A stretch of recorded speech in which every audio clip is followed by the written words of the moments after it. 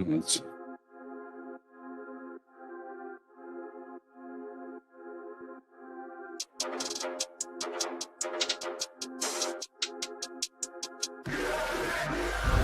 You can't manage this, can't break this, boy, I'm funded. Gotta keep my distance when you not 100. From the same gon' say they loyal, they funny. You can't match my energy, and yeah, you know it. Way too cold, yeah, man, I'm way too cold. Way too cold, yeah, man, I'm way too cold. Way too cold, yeah, man, I'm way too cold. Yes, I meant it, yeah, man, I'm way too cold. Hey, I'm a problem when I'm on top like this. This why this on a flow. Hey, gotta keep my fur coat close, cause I'm a boss and I'm way too cold. I don't really wanna come ask me why I gotta act like this. Tell them that my pocket too swollen, they already know I'm a flex with a bag like this. Like, I'm in the trap and it's literal. I'm making money, it's digital. They watch how I step in, it's pivotal. They wanna be me and it's pitiful. I cannot be no one else and I'm flexing, I'm glad to be me. There's no angle that can come for me, boy, I'm 0 degrees. Way too cold. You can't manage this, can't break this, boy, I'm funded. Gotta keep my distance when you not 100. Don't the same gon' say they loyal, they funny. You can't match my energy, and yeah, you know it. Way too cold, yeah, man, I'm way too cold. Way too cold, yeah, man, I'm way too cold. Way too cold, yeah, man, I'm way too cold. Yes, I meant it, yeah, man, I'm way too cold. Yeah, I'm killing it, I'm the realest. Ain't gotta say, gotta know you feel it. My flow got a cold, sick as the illest. I know that I'm great and they about to witness me. Going in, I went way up, about to go again. You see me on the telly, then you tell a friend. Cause you know I'm about to rain, it'll never end. Cause I got big dreams, big goals, never settle, gotta keep on going now. You say you got it, and I'm Red Bull, I got the wings and I ain't coming down. No. I keep it straight, every line is so intentional. This is your moment to let it go. You know that I'm into them way too cold. Too cold. You can't manage this, can't break this, boy, I'm funded. Gotta keep my distance when you not 100. Don't the same gon' say they loyal, they funny. You can't match my energy, and yeah, you know it. Way too cold, yeah, man, I'm way too cold. Way too cold, yeah, man, I'm way too cold. Way too cold, yeah, man, I'm way too cold. Yes, I meant it, yeah, man, I'm way too cold.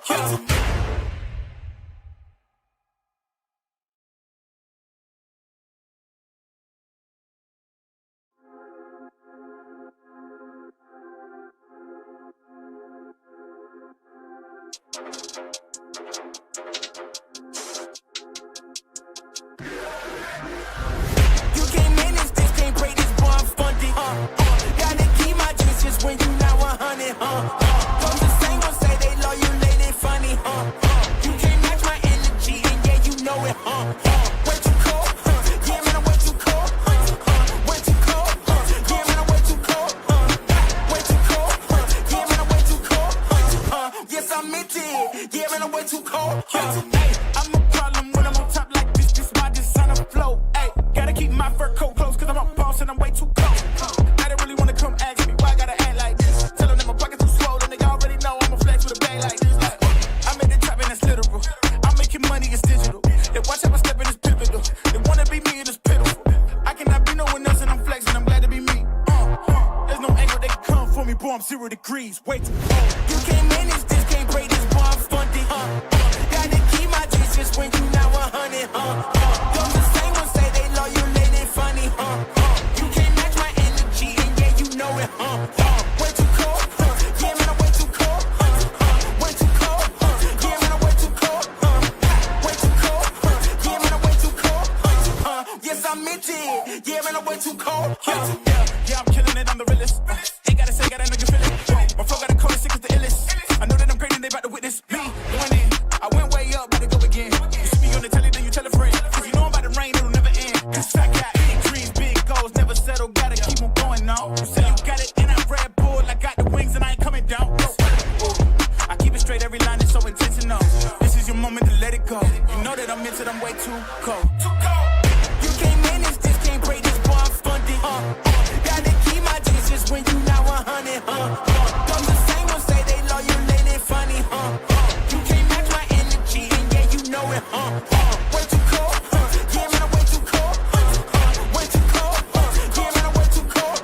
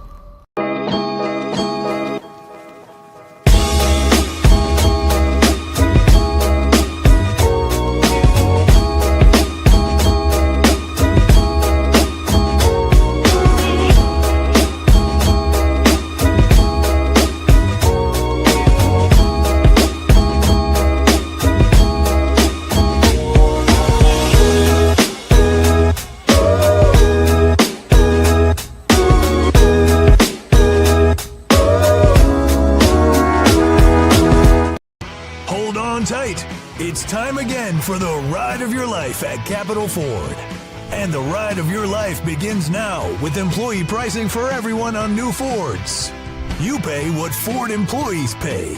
Employee pricing means buy a new 2025 Ford F-150 for just $599 a month. Or buy a new 2025 Ford Escape plug-in hybrid, only $499 a month during our Ride of Your Life event at Capital Ford in Santa Fe.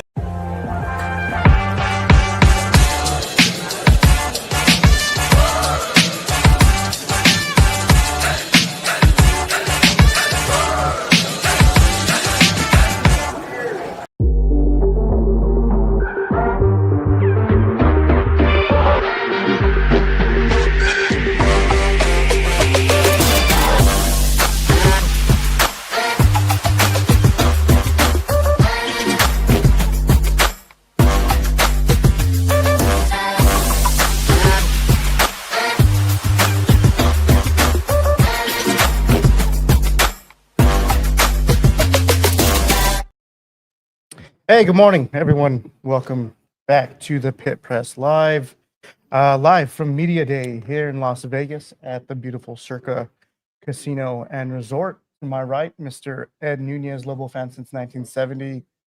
Good morning, man. How are you? Good, man. It's kind of been a whirlwind 2 days, but we've this morning we've seen the coaches on the podium. Coach Mendenhall from Utah State, Dan Mullen, man, and how many media people around him. He's the man, Jay Sawwell from Wyoming. Just remarked that Coach Mendenhall, looked a little brighter, smiled a lot. Has got the Utah State blue on. He's supposed to come over later and chat with us. So, what's been your assessment of what you've seen? You've been busy too, man. Taping and things. What's been your assessment? Yesterday was busy, making our rounds, talking to a lot of the players. Some familiar faces, some new guys that I was excited to talk about. We can kind of get more into that with like the in-depth roster talk, but I think the Mountain West is loaded with talent, and I think a lot of these guys go a little unnoticed because of the conference that they're a part of. But I think the things are starting to shift a little bit, specifically with just some of the name recognition. Right, you have your Boise States of the world, but I think UNLV is kind of one that's shocking me a little bit. I didn't imagine the entourage that kind of came in with Coach Dan Mullen. Obviously, the name recognition, the places that he's been at, the ties of the quarterback guru or the quarterback whisperer is what a lot of people are talking about, right? He's worked with like the Dak Prescotts of the world, Team Tebow, had a lot of success in the SEC, and UNLV made a great hire bringing him over here, and I think you can just tell with the level of enthusiasm here, specifically in Las Vegas. But I think the Mountain West has kind of a new identity now. I think there's 2 or 3 potential, like kind of a top-heavy conference, but the Lobos came in at preseason number 11, which I thought they might have been a little undervalued, and I think they're a little bit more desired from Coach Jason Eck's world, who plans on joining the live show here in the next probably 20 or 30 minutes. But I'm excited to be here. I'm excited to talk football. I'm excited to talk with the coaches. I think yesterday revealed a lot. I think there's a lot of talent in the Mountain West, and I don't think it's being talked about enough. We heard that from the commissioner, Gloria Narvaez, in her State of the Conference address yesterday morning. I thought she did a great job. There's some tough questions. One guy came at her pretty tough about a legal matter, and that's the thing about being on top of, she's the chair, the commissioner. But I thought she talked about the future. There's questions, Eric, with Utah State, Boise State, Colorado State, and San Diego State bolting. There's questions in how strong will your league be? Mm-hmm. So I think, we just saw Spencer Danielson walk by, man. That dude, when you see him, you're like, the guy's what, 34, 35 years old? I think he's younger than I am. Okay, so we were just talking to Jacob Neff here, and 26 straight bowls, Boise State. Their program is 50 pages long. They go over all the bowl games, Broncos and the pros. It might be longer than that. That's a culture. So when you see him come by, hey guys, how you doing? That guy, if he keeps winning 3 or 4 to 5 years, the NFL is going to come calling, right? Yeah. So I think look at Spencer Danielson, Dan Mullen, Bronco Mendenhall, Kim. I can't say his last name, from San Jose State. That guy's a great coach. He coached at the Naval Academy for years. Runs the spread and shit over there. That guy's a heck of a coach, man. This is a very good Jay Norville at Wyoming. There's good coaches in this league. And again, Eric, I think one of the things we said yesterday, the message from the players, the enthusiasm, we're all 0-0. They can't wait to hit. Same thing with the coaches. Listen to Jay Norville for a while. And he was talking about the penalties, the execution. That's on us. So you're hearing a lot of coach speak, a lot of players speak, the enthusiasm and excitement. I think, Eric, man, you won a championship. You know what it's like. You won one in the pit, man. And, in Albuquerque, that's legendary. It is. You always tell your kids about that. So when you hear the excitement, enthusiasm about an upcoming season, I get excited. I know you do too. Yeah, no, I'm pumped. I don't think I've been more excited for a college football season to kick off since now. But yeah, going back to the whole Gloria Nevarez thing, I thought she handled herself really well yesterday. Took a plethora of questions, a lot of them kind of geared towards more Mountain West specific, but a lot of legal stuff that I don't think people really want to talk too much about. Sweet. We just got word that Coach Spencer Danielson's going to join us in 10 minutes from Boise State. A lot to talk about there. But yeah, Gloria Nevarez, so she's kind of been making her ways. I think she's made a few statements over the course of the last 2 days that the Mountain West is very much in conversations and getting really close to announcing a media deal with several partners. One of the partners that they have now is CBS and Fox. They continue. So I think it's going to be a combination of that. I know that they worked out a deal with Apple to have iPads on the sideline. So I wouldn't be surprised if Apple TV threw itself in the mix and we're stream some of the Mountain West games either this season or in the near future. I think the streaming portion of it I think it's a good way to go. I think it's where the market is headed. I think there's a lot of places like YouTube TV and things of that nature that people are just kind of collecting and watching their content on. And you got to spread the wealth. I think she wanted to get as many media partners as possible with focusing on the media revenue. It obviously one comes with the other, but she's trying to spread it more evenly. And I think she used the word optimize, a lot yesterday. So really optimizing the best course of action. She's trying to put the brand out there for the Mountain West. They don't seem to be going anywhere. They're investing into the athletic department. They're getting these universities to kind of adopt that brand and work here together. They're spreading their footprint, obviously with Northern Illinois within the Chicago market. UTEP's going to be joining the conference, which is more geographically aligned with what the Mountain West is. But it's exciting. It's encouraging. I remember back in the day with the UTEP rivalries that they had with UNM. UTEP now has that their football program has, I think, their best recruiting class for over the last 10 or 15 years this year. And I think that kind of aligns with what the announcements have kind of been rolling out with joining the Mountain West. Athletes want to play in a premier conference, and the Mountain West is a premier West Coast conference this season. And there seems to me like the champion out of this conference is going to get a spot in the college football playoff, but they want to make that more of a standardization and make sure that the top team always gets a chance at competing for a national championship. I think one of the things you mentioned was the maximizing of your opportunities. What's the best business practices that she's using as far as the Mountain West Conference? You mentioned the sideline app and the pads on the sideline. So there's so many things. Think about the things of the job she has to do with 4 teams leaving and trying to make sure that everyone knows the Mountain West Conference is still going to be relevant. It's still going to be around. It's been around for a long time. It's not. And I think people thought this, Eric, when those teams left, there was talk that the Mountain West Conference would dissolve. It wouldn't exist anymore. So, and then Grand Canyon coming in to play this season rather than next. And there was a couple of teams that are leaving that were a little hacked off about it. My thing is this: hey, man, you're leaving anyway, so get in the win. I'm glad Grand Canyon's coming. I think they're going to be a very good basketball addition. Coach Bryce Drew, right away, they're coming to win the conference. They're not coming in just to say we're glad to be here. So I think, again, that makes the Mountain West Conference basketball-wise relevant. You mentioned UTEP in Northern Illinois. Back in the day, the Miners and the Lobos, you can ask your mom and dad about it. I saw a lot of it. You saw some of it, the battles that they had in football, too. One of the last times I went on the road was go to the Sun Bowl when the Lobos had Dontrell Moore, Hank Baskett, and Cole McCamey. They barely lost at the Sun Bowl. And I remember that. So I think there's a lot of excitement. Gloria Narvaez, hey, imagine the work she has to do, Eric. Does she get a moment's rest? Yeah, I Think don't about think it. so. She's No. on the phone all day long. There's changes 24/7. This is a 24/7 cycle, man. So I think, just the way she presented things and the way the conference is going in the right direction, I think you mentioned maximize your opportunities. I think she's doing that. And I think the Mountain West is going to be a stronger conference, even though they're losing these teams. Yes, that will weaken them a little bit, but for the long haul, they don't know if that Pac-12 deal is going to fall apart. They don't know. They might regret going to the Pac-12. We'll see. But for now, I think she's got the conference on solid footing. Yeah, well, Gloria Navarez did make a statement, almost like a jab at the Pac-2 or the Pac-6 or whatever they're going to be called, Yeah. right? They still aren't a football member, so they're still not able to compete at the FBS level until they solidify that next partner, which I mean, I'm sure an announcement will come, but who is that going to be filled with? Right? You have your Texas State. But Yeah.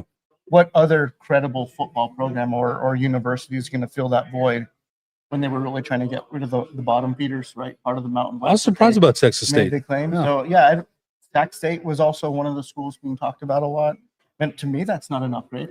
I don't think so either. I don't. I was when I saw the Texas State join, and they mentioned. I was surprised. Kind of UNLV wasn't poached, but they're staying put for now. So yeah, I think there's more questions right now with the Pac-12 than answers. We'll see. Yeah, what I think, well, what keeps me interested in all of this, and I'm very much tuned into the business nature of the Mountain West and the business of, or the professionalization of college sports now, and how much revenue and how much. I mean, you could just tell. Look around, Right. The media attention that's around it. But with the where the Mountain West is, Gloria Navarez kind of did make another statement yesterday that they're going to pause on adding any additional members. I think they're going to use this as a time to kind of resettle, rethink some things. Mhm. But yeah, adding GCU was a big move specifically for basketball. It adds another really good basketball team to the conference. It almost solidifies them as the top tier mid-major conference in the country. And who's to say that they're not to get another 4, 5, 6 teams into the NCAA tournament next year? And that's what the Mountain West is priding itself on, right? You talk about the units and the points from the NCAA that are paid back to the Mountain West for having teams make it Mhm. to postseason play. She talked about there were 7 or 8 bowl games. There's a few bowl members here from presidents around the country that are here attending Mountain West media days from having members compete in their bowl games. I think the Mountain West is on a lot of people's maps, and I think Gloria was right to say that the Mountain West is not going anywhere. They're almost going to get stronger in a sense, right? They're going to regroup. They're going to continue to work with their media partners, but they're also going to expand their reach and expand who else they're partnering with. No, I think that's absolutely true. And just looking at that Boise State helmet that's right in front of us here, that's a huge loss. I mean, Boise State, football wise, I mean, in basketball, they're pretty competitive. But they've made 26 straight bowls, man. And that is a loss. I don't want to downplay that, but I still think the conference as a whole, with the way it came out when those teams announced they were leaving, a lot of people said, "Oh, that's the death of the Mountain West," and that's not been true.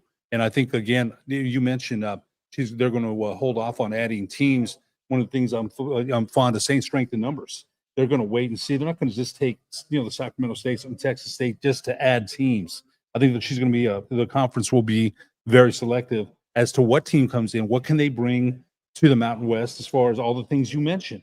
Business, what can they bring? That has to be the question. What can they bring business wise? What do they bring? What revenue wise? What's the fan base like? The whole thing. What are their football program and basketball program based? What are their overall programs like?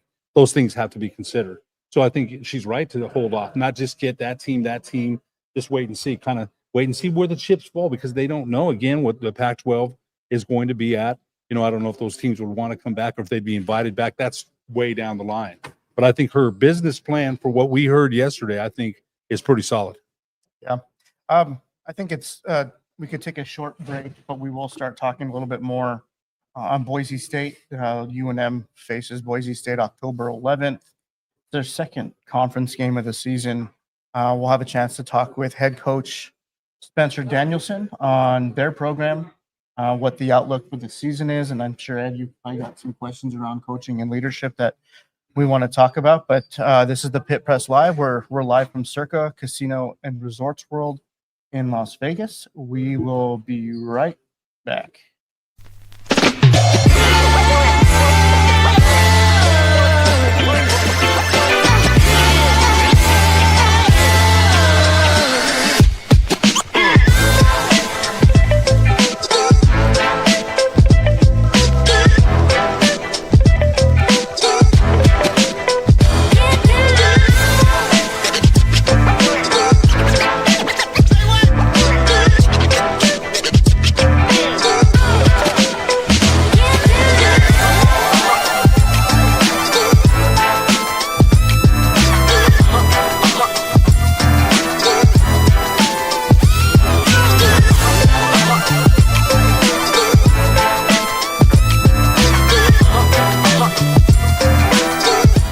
You. Thanks for hopping on with us. Man. Come on now. I'm excited. You guys do a great job. Thank you. He's a good owner. Hold on tight. It's time again for the ride of your life at Capital Ford. And the ride of your life begins now with employee pricing for everyone on new Fords. You pay what Ford employees pay. Employee pricing means buy a new 2025 Ford F-150 for just $599 a month. Or buy a new 2025 Ford Escape plug-in hybrid, only $499 a month during our Ride of Your Life event at Capital Ford in Santa Fe.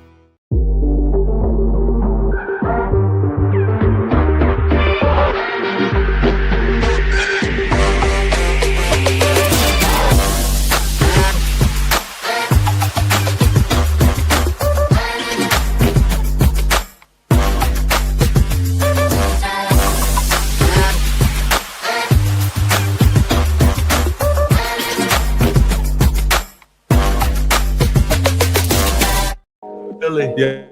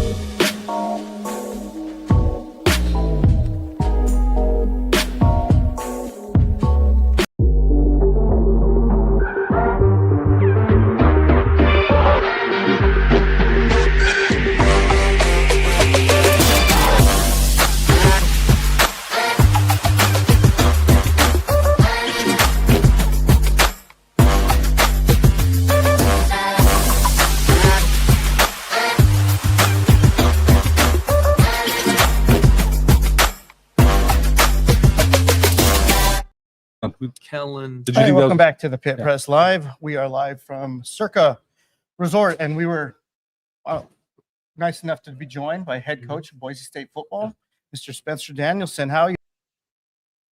On. Yeah, so you have some questions lined up, right? yeah, Coach, what an incredible, run you had last year, taking over for Dirk Cotter. And, the culture, we just mentioned that, I saw your program. We picked up everybody's program, and Boise State probably weighs the most, man. That program there is unbelievable. And you mentioned before, you're a humble guy, but there's also some confidence and swag, man. There has to be 26 bowl games straight. Doesn't happen for a reason. Talk about the culture there, the winning culture, and what your expectations are day to day. You said you stay out of the way. I know that's not true. Talk about the program that's been built there. Yeah, I mean, Boise State has a culture that has been built for decades on the backs of blue-collar people, right? Players and coaches. And long before I ever got there. We define culture as how you act, how you interact, and how you respond. And this is what these guys do, like how we act with each other, how we interact amongst each other, how we respond to adversity. I mean, it's been a blue-collar culture for a long time. And so as the head coach, I carry that burden. Right, especially in a community, Bronco Nation, I believe it's a fan base second to none. They deserve a team that is on the cutting edge of championships, playoff games, 27 consecutive years of winning seasons. So going to a bowl game is not like, oh, great job, coach. Like they expect, and they should. That's what Boise State's been built on. So to me, it's all process over outcome. That's what I talk to our team a lot about. There's outcomes that are put on us as a team. At Boise State, it's championships, it's college football playoff. I'm all about our process. We're a process-driven team. Can we do our process better than anyone else? Because then game one, game two, that'll handle itself. We got to handle our process the right way. Process has been handled for many years the right way. It's built like that. You said the expectations are not of just a bowl game. They're expected to compete for championships. So that culture's been in place. Before you got there, you were humble enough to say that. Now you want to continue that for sure. You coach the number one draft choice by the Las Vegas Raiders, Ashton Jeanty. Talk about a little bit about what kind of player he is and what kind of success you think he'll have with the Raiders. Ashton Jeanty is an elite human being, first and foremost. Like, take away the football success, he's one of the best young men I've ever been around. We met weekly in season, and every time we met, it was all about others. It was about the team. It was about the scout team and how they were doing, how he can come around to. So he's a high character individual.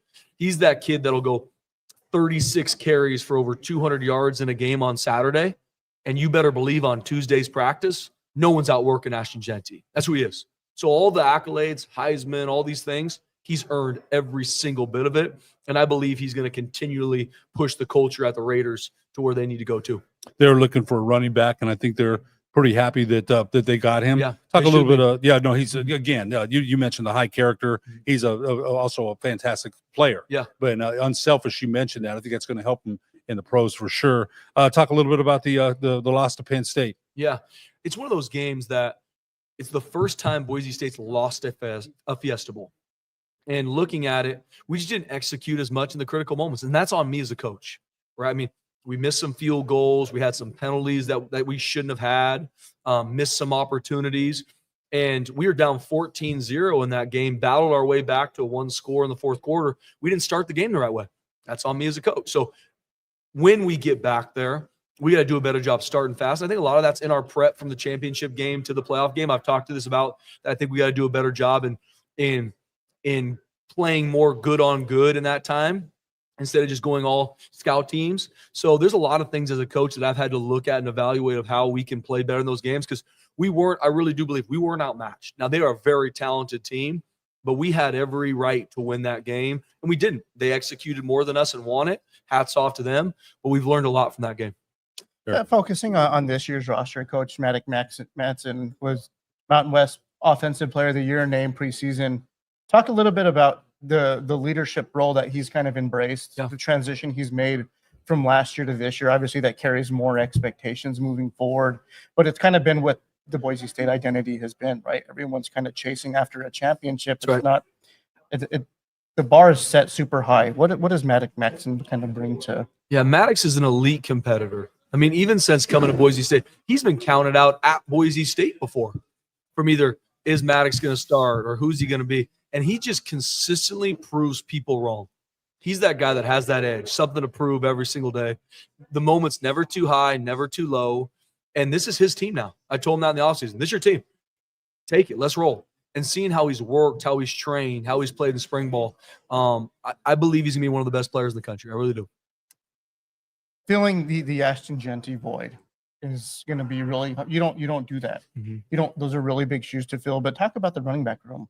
And is it going to be by committee? Do you have a few names that are going to be top heavy? What can you say about that? Yeah, I mean, obviously, when you lose the best football player in the country, that there's a reality in that. But really like the running back room we got. Syra Gaines is going to be a redshirt freshman that played a little bit last year, got hurt, that I think could be one of the better ones we've had at Boise State. And then Malik Sherrod's a transfer from Fresno State that is a really good switch up. I mean, he's lightning in a bottle. I mean, he's quick, explosive. He'd probably have one of the best springs of anyone on our team. And then Breezy Dubar and Dylan Riley are two running backs as well that have been on our roster. Breezy was hurt a little bit last year, healthy now. So those four, we feel real confident. We're going to run the football. That's what we believe in as a team, and we've got the guys to do it. The team emphasis part of this, right? The running game doesn't get going without the guys up front. That's right. We had a chance to talk with Cage Casey yesterday. He's an NFL prospect himself, big boy, but he's really articulate and smart and very respectful, and I respect that about him. He had a chance to talk to him a little bit yesterday, but what can you say about him? He's similar to what I was talking about, Ash, an elite human being. Married, loves the Lord, dialed in on his team. I mean, he's that kid that has a gym pass off the field so that he can go train at night after football workouts are even done. Like, he's that kid, wired the right way. And he has stepped up in his leadership too. We got 4 returning starters on the offensive line, anchored by Cage Casey. I mean, that's when you have those type of guys, the game starts and ends up front. D and O line, like that's where it is. And the guys we've been able to develop at Boise State, Cage Casey being one of them, that's where we really hang our hat on. I got one more, and then I'll hand it over to Ed. But for us outsiders, and we're not necessarily outsiders because we cover a team, New Mexico, who's in the Mountain West. We're more than familiar with BSU and the blue turf. But I think a lot of outsiders looking in at the Mountain West, looking at it, Boise State specifically, maybe aren't as familiar with the pageantry that goes on in Boise, the respect that they have, the fandom that they have around the football program. Yeah. What can you say about the fan base, the stadium atmosphere, the pregame fireworks, all of that? Well, first off, I've never been to the Pit, but I've heard Okay. that is second to none too. Let's just say that. Hats off to you guys. You'd love it. You'd love It is. I've heard that is an elite atmosphere. But I mean, I really do believe that Bronco Nation is the best fan base in the country. How they travel to games. I mean, we play Penn State in the Fiesta Bowl. It was like a home game for us. I mean, the amount our team travels, 7 games, 7 sellouts at Boise State, RAD, Jeremiah Dickey, and what he's been able to do with our stadium, the lights, I mean, it's an event now for our community. And our community loves their team. And there's guys, the amount of people that are season ticket holders for 30 years. I mean, I meet those people all the time because there's no NFL team. There's no pro baseball team. There's no NBA team. It's Boise State football. And that's a burden we carry, and Bronco Nation deserves the best. Ed? One quick question. We'll let you go, Coach. This year's schedule, USF, Appalachian State, Notre Dame, along with the conference schedule. Dan Mullins here at UNLV. That he had about 25 people, man. He was holding court in there. Oh, yeah. Any comments on the Notre Dame? Those are always tough games. Any comments on the schedule? One more year for Boise State in the Mountain West, then they go to the Pac-12. Any quick comment on the schedule this year? Yeah, so South Florida is going to be a big one. I mean, we play them August 28th on a Thursday. They've done a great job with that program. Alex has really got the thing rolling. They're going to have a lot of speed. That's a long travel. It's going to be hot. It's going to be humid. So there's a lot of things that we got to deal with, which is just the reality of the game. At one point, the ball is going to be put down, but that's going to be a big one for our team and our season. App State coming to Boise State is going to be obviously an awesome game, I think, for the nation to watch, right? I mean, the success they've had over the years. They're a very similar fan base where they sell out every game too. So really excited about that game. Going to Notre Dame. I mean, it's going to be really special for our team, really special for our fans. I remember when that game was announced a year ago, there were parts of our fan base that were talking about that game before we even played last season, right? There's just a lot of hype on that game, which is awesome, especially them going to the national championship. Marcus Freeman's done a great job. I mean, in every game we play in the Mountain West, you better be on point because every single one of these teams can beat us and we can beat every single one of them. That's the awesome part about our league, that you better be ready to play. You better not look past anybody because at any point you can be beat or win. And that's the awesome part about our conference. Well, Coach, thanks for taking the time to meet with us this morning. Oh, yeah. Congratulations God bless on you guys. elevating the program. But Appreciate we'll be following you guys. along. Thank you, fellas. Appreciate you guys. We will be right back with Coach Jason Eck of the UNM Logos.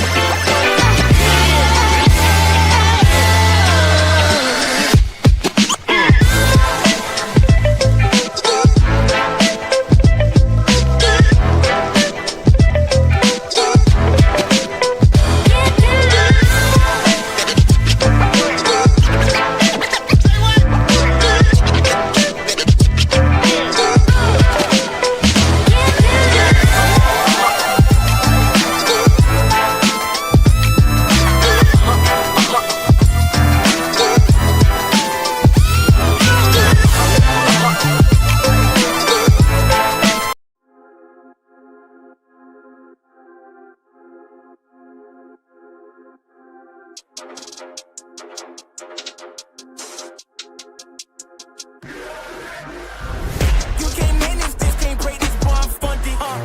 Gotta keep my distance when you not 100.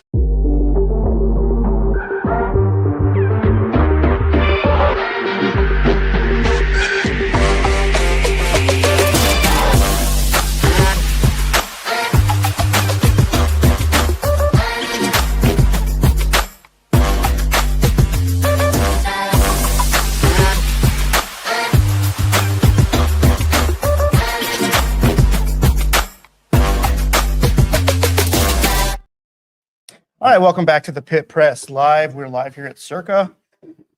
Happily joined by the head coach of the UNM Lobo football team, Mr. Jason Eck. Coach, how are you doing this I'm morning? doing wonderful. Good to see some familiar faces and be with our local guys here. How are you taking in Circa? And I mean, you kind of just let us know now, but just the atmosphere, the media attention, how's it been so far? What an incredible event. We're very well organized and so thankful for our leadership in our conference, what Gloria has done and then what Sullivan has done. Great New Mexico alum there in the office. Just a first-class event, and been fun to see guys like you who I've talked to in the past, but also meet some of the media from the other teams in the league. I'll get right into it. We had a chance to talk with Gabriel Lopez and Richard Pierce yesterday. Two really outstanding men, two guys that represent the program and the University of New Mexico really well. Some very outspoken guys. They're active in the community. But I think they're both really hopeful to have a stellar season. I think with Gabriel Lopez, he made a comment to us yesterday he's kind of changed up his rushing attack a little bit, right? Turning more into a speed rusher. I think a lot of that has to do with Coach Nowinski's approach to things. But what can you say about those two guys that were here yesterday? Well, just such great young men, and I'd say those guys are part of my motivation. Those are guys who've been part of two different colleges in their time, and a lot of different head coaches, and that's really my goal as a head coach. Is you want to make sure guys like that can really finish their career on a good note, and hopefully they can look back at their college career and say, hey, that 2025 season was my favorite season. That was really a great year to play college football and be a part of it. And I knew those guys would be great representatives. I know Gabe was here last year, representing the 24 team, and expected those guys to do a great job representing us. So no surprise to hear they did a great job. Coach, I want to expand upon that a little bit. Gabe Lopez said the defensive line probably has a little bit more depth than they did last year. UNM struggled to sack the quarterback, 15 sacks last year. What's your assessment of the defensive line this season? Yeah, I really believe in trying to play a lot of defensive linemen. I think that's a position where you need guys to play with just tremendous effort and run all over the field. And to do that, you got to play a lot of guys. You can't just rest on your 4 starters and have them play a majority of the snaps. So you'll see a lot of defensive linemen, shuffling in and shuffling out of the game, and that hopefully they're continuing just to play with great effort, so you can get some of those effort sacks where you're chasing guys down. But putting more pressure on the quarterback, I think, is definitely a priority for us this year. You think you might be able to do that without the blitzing then? That's our hope. If you can get pressure with 4, I mean, that certainly makes a difference. I mean, you look at the Super Bowl right. Last year when the Eagles could not handle the Chiefs could not handle the Eagles pass rush, and they were able to get home with 4 and play a lot of coverage. That certainly adds things. But there'll be times when we do blitz and add guys into the rush. You got to keep people off balance as well. Coach, one of the things, flipping to the offensive side, running back room seems very strong. I think we talked about this yesterday. Scotty Humphrey, I think is underlooked. And when I read that in the paper that he transferred here, I think I had to look at it like, oh my goodness. So I think the running back room with Humphrey, Damon Bankston, and you have another runner too. I think the running back room seems really well. Seems good. The offensive line seems to be a strength. You've got some receivers. I've got to ask you about the quarterback now. Jack Lane didn't throw during the spring because of an elbow injury. You trust him though. He came with you from Idaho State. Will he be your starter if he's healthy? We're gonna have a competition. I think maybe a blessing in disguise we had, Ed, was with Jack only getting to practice once during the spring ball. James Lobstein, really took advantage of all those reps he got, and I saw a lot of growth in James. And James, was Dampier's backup last year, but didn't get to play hardly at all with how much they kept the ball in Dampier's hands. So I think James has really improved, and I think it'll be a good competition. But Jack is fully healthy now and throwing fully, so I'm just happy the room's back to full health, and we'll have a great competition in fall camp to narrow that down. Got one more question. I'll turn it back to Eric. It's a tough schedule, Coach. I don't think there's any question about it. UCLA, Michigan, San Jose State, UNLV. Of course, the state rivalry game with New Mexico State. That we're not Aggie fans here, but the schedule is tough. What's the biggest challenge you see as far as you open up at Michigan, and you've got UCLA? What's the biggest challenge there? I see them all as opportunities. I don't see them as challenges. I think we had a lot of great opportunities in the schedule. To get to play on the road in some of the historic venues in college football, the Big House, the Rose Bowl, the granddaddy of them all. I know a lot of our players are excited to come here and play in Vegas at Allegiant, an NFL stadium where the Raiders play. The blue turf is an iconic stadium in college football. So I think those are a lot of great opportunities. Yeah, they're challenges, but I think they're great opportunities for our players to show what they can do and hopefully build a name for themselves. And then we got to do a great job defending our home turf. I think the way it's worked out, looking at this preseason rankings, Boise, UNLV, and San Jose State, the teams picked 1, 2, 3 were all on the road. So those are tough games, playing good teams on the road. But that also tells me, you look at our 6 home games. I think we have 6 home games. We're not going to be a big underdog in any of those 6 home games. So we got to do a great job of defending the University Stadium. And I think that's going to be our pathway to get into a bowl game, is playing really, really good at home and winning a high majority of those games. Speaking of University Stadium, the news was just announced with the renovation, some of the renovations that are kind of starting to unfold, but the transformation of the scoreboard and the video board. What can you tell us about that, and maybe some future projects that are coming up? So excited for what Fernando Lobo has been able to do for our athletic department, specifically football.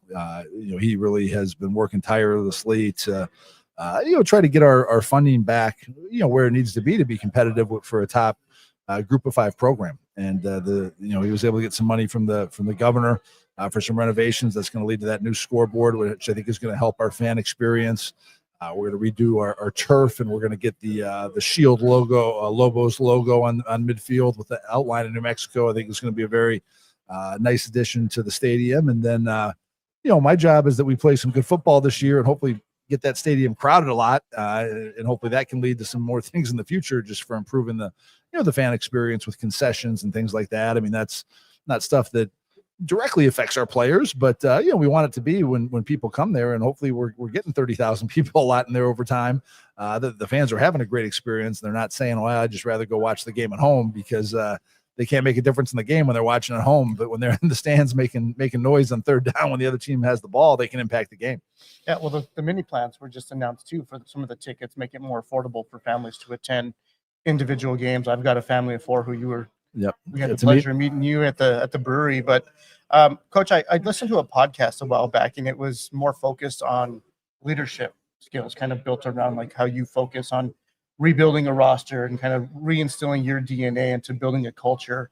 Can you talk about how the transformation has been at UNM from your short time there, but what you're starting to recognize now is maybe some small wins from the leadership take over from yourself and your staff? Yeah, we really emphasize championship behavior with what we're doing, and what we mean by that is, across different areas of your life, you got to be at a high level, a championship level. You don't win the conference and all of a sudden figure out how to act as a champion. You got to act as a champion before you get to that part, and it carries over. So I think one great sign for our team was, we really emphasize that doing your best academically, it really has a direct carryover to how you're doing in football. Because if you are, skipping assignments in school or missing class, you're not all of a sudden just going to come to the football facility and do all the little details right. And I think the team has bought into that. We had the highest GPA in school history this spring, 3.36 GPA. So I thought that was a really good sign that the players are, buying in with what we're asking them to do. And you're looking for that. You're looking for some kind of small wins or signs that the players are doing that, because I think we're going to have a heck of a plan as coaches of what we have to do to get this program turned around. But now you got to go execute it. That's the hard part. So I'm encouraged, and I think we've had to do a really good job of trying to rebuild with this community. I really feel for this fan base and for our players who've been there. I mean, to go through 3 head coaches in 3 years is a lot. A lot, yeah. We need some consistency. Yeah, so we got to rebuild that. We got to rebuild the trust and earn that trust, and get not just our players believing, but get the city of Albuquerque, the state of New Mexico, the whole University of New Mexico believing in what we can do as a program, and how our success is going to be a great positive for the whole community. Well, I think we definitely feel the positive impact. I think Albuquerque does too. Get your mini plans, get to the stadium. Coach, thank you for your time and for hopping on the Pit Press this morning. Thanks, Nick. Thanks, Dad. Appreciate you guys so much for all your coverage, man. We will be right back with the Pit Press Live. Well, me and Ed will come back. Maybe we're joined by Ryan and Jacob. So we'll be right back.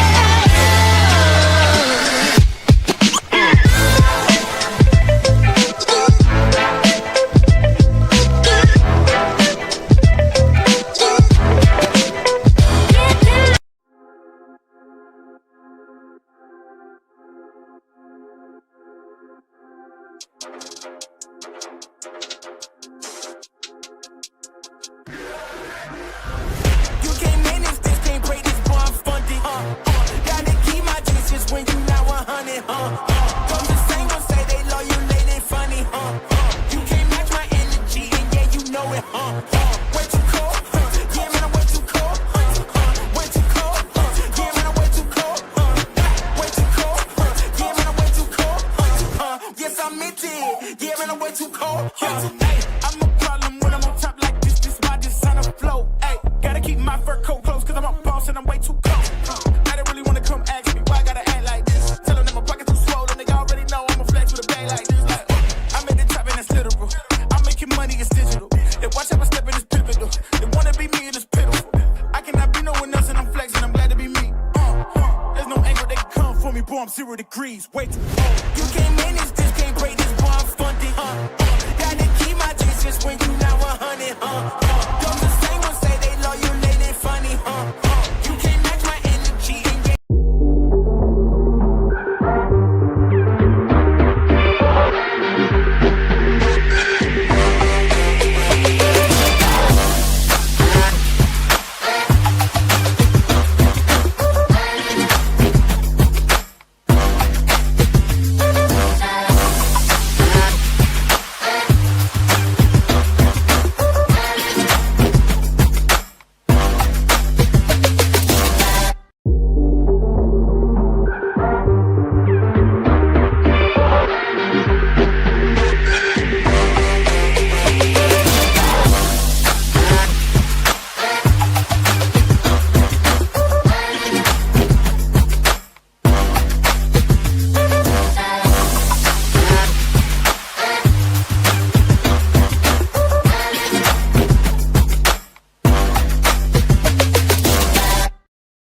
All right, welcome back to the Pit Press live from Circa. Next, we are joined by the head coach of Colorado State football Rams, Coach Jay Norville. Coach, how are you doing this morning? Doing awesome. Thanks for coming on, Ed. You know, Coach, you enter your third season at the helm of the Colorado State Rams, and you know Colorado State is recently, you know, they got new facilities up there. What is your biggest challenge coming into this season with the Rams? I think like most teams, you know, I think for our group of 5 teams that have been affected so much by NIL and transfer portal, I think the biggest challenge, we have 49 new players. We have 29 guys that have transferred. And we got good players that we brought in. We like the players that we brought. I think the biggest challenge is getting everybody on the same page and quickly and getting them ready for the season to play as a unit. And so that's the challenge. I think that's the challenge of everybody in college football right now. And, you know, we've been, it's actually our 4th year. We've recruited a lot of good players. We like the players. They're players that are there in our image. And so we're excited about putting that all together and putting it on the field. Coach, it's a different era of college athletics. You really mentioned NIL. Coach Mendenhall said something earlier today about how John Wooden would, you know, have leaders would lead even if the coaches weren't there. He made a comment like that, but it led me to ask this. Sometimes the leaders in that locker room change every season because of NIL portal. That's changed the game and it's not going away. How do you manage that? Because it's a tough one. I think it's a good question. I think you got to be intentional about the type of people that you bring in. And we've put a high priority on kids that have played. We put a high priority on guys that have been starters at other schools. And we put a high priority on guys that value winning over everything else. And I think if you have people that value winning over their own personal goals, then you've got the right kind of mix in that locker room. So I think it's a great point. We've always had player-led teams. We've always worked hard to develop that leadership so the players can lead.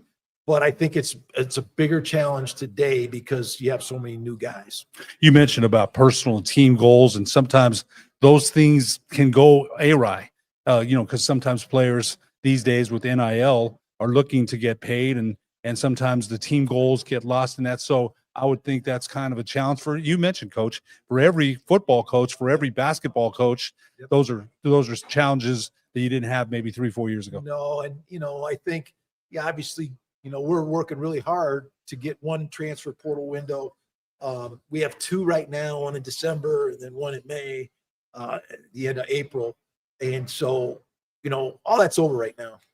You know, the only thing in front of us is the season. Right. All these kids have made a commitment to play this fall, and it's important that they put their personal feelings aside. You know, we have a team motto this year. It's we over me. And I think that kind of says it all. It's like the team is the most important thing. sacrificing to win is the most important thing. And you got to push your personal agendas on the shelf. Right. No question, Eric. Coach, we had a chance to speak with Braden Fowler-Nicolosi yesterday. Upstanding young man, kind of exposing a lot of confidence, right? You could tell it's his team, but I asked him, well, what are the expectations like, and how much are you taking ownership of making sure guys are showing up on time, making sure guys are doing the little thing, of the attention to details. Torrey Horton's not there anymore, right? Who are you going to turn to? Who's going to fill that void? And are you kind of embracing this leadership role? Can you talk a little bit about him, maybe his evolution as a quarterback within the system, but maybe as a leader of the team as well? Yeah, this is my 9th year as a head coach, and I don't think that there's a player that we've invested more in than Braden. You know, he started as a freshman. We kind of rode through his immaturity and his inexperience. He's learned a lot. He's learned some tough lessons. He did a lot of great things, but he's also made some mistakes. And I think now he's at a point where now this is the payoff because he's got experience. You know, he can accomplish a lot of career records this year, you know, passing, touchdowns, all that stuff. But the one that I told him this is the most important is Bradley Van Pelt had 23 wins as a starting quarterback at CSU. Moses Moreno had 21 wins. Braden's got 14. So he needs 9 to tie and 10 to be the all-time leading quarterback. He's got 2 years left. And so that's the most important stat is being a winner. And so, you know, I've challenged him to do that. He needs to go from being the best quarterback to being the leader of the offense to being one of the leaders of the team now. He really needs to lead the team. And so that's his challenge, that's his charge, that's his duty, and he's excited about taking that next step. Well, he seems like a competitive young guy too. He is. I thought heading into this, I know that the preseason accolades were handed out yesterday. Maddox Madsen was the offensive player of the year, but I thought that Braden had a chance to be probably the best quarterback in the Mountain West. What would you say to that? I hired 4 former players this last year. One of the guys I hired is a guy named Carson Strong. Carson was the player of the year 2 years in a row here. And I think Braden is right where Carson was. You know, Carson's going into his 4th year. And so Braden's got a chance to really he's a candidate to be offensive player of the year. And quite frankly, I'll be disappointed if he's not. I mean, I really believe that he's capable of that. That's the trajectory we put him on. And we expect him to have a very, very, very productive year.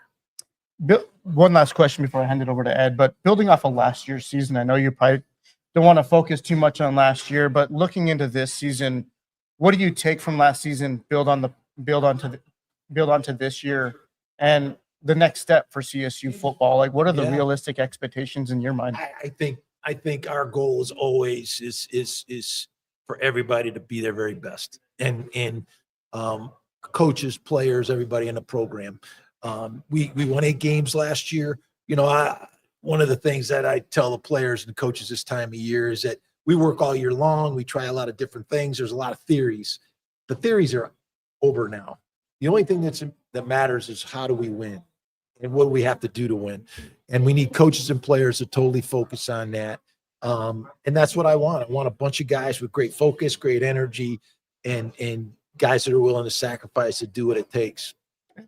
Coach, you know, one more question about Braden, 129.8 overall rating last season. But one of the things I read about him that amazed me is he can memorize a playbook over an entire weekend.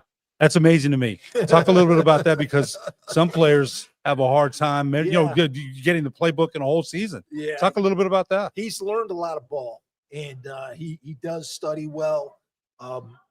We're still challenging him to even be better. He just came back from the Manning Academy, where he was out there competing and working with some of the best quarterbacks in the country. But he also got a chance to spend time with Peyton and Eli. And I coached with the Colts. I was with Peyton Manning for 4 years. And the biggest thing I wanted him to see is just how serious those guys are about ball. And, you know, there's a mentality that those guys have and a seriousness about football that that's just different. And I think it's great for Braden to see that. I think that will help him as he moves into this season. And, he's got a chance to take his game to a completely different level. Well, it's funny between the Mannings, 3 Super Bowls between them. And, people that wouldn't know would think Peyton has 2, and it's Eli that has 2 Super Bowls. Right. And Peyton's one of the, greatest, both of them. Eli more relied on a New York Giant tough defense. He was a good quarterback too, not taking anything away from him. So if those are mentors to him, Right. that he's going to be soaking up a lot of great information there. Coach, last season in the Mountain West, any special feelings it's special about it? I was just talking to John Sullivan in Gloria. It's this is my 9th year in the league. I just feel very fortunate to have coached in this league. It's a special league. We've had outstanding coaches in this league. We've had great players in this league. I start thinking about, Rocky being in this league and Craig Bull and all the great coaches, Tedford that competed against over the years, and all the great players that have been in here. It's just been a lot of fun and an honor to coach in this league. And so we want to finish, Colorado State won the first Mountain West Conference title, and we want to compete and win it walking out the door. That's our goal. And I think we try to keep it real simple, but that's what we want to do as a program. And it fits right in with the quest that we've been on the last 3 years. Best of luck, Coach. Thank you, guys. Thank you, Coach. Appreciate you guys. We come to Albuquerque. I've been to Albuquerque, but we've never played down there. So You're going to enjoy it. yeah, we'll look forward to that. Yeah, right.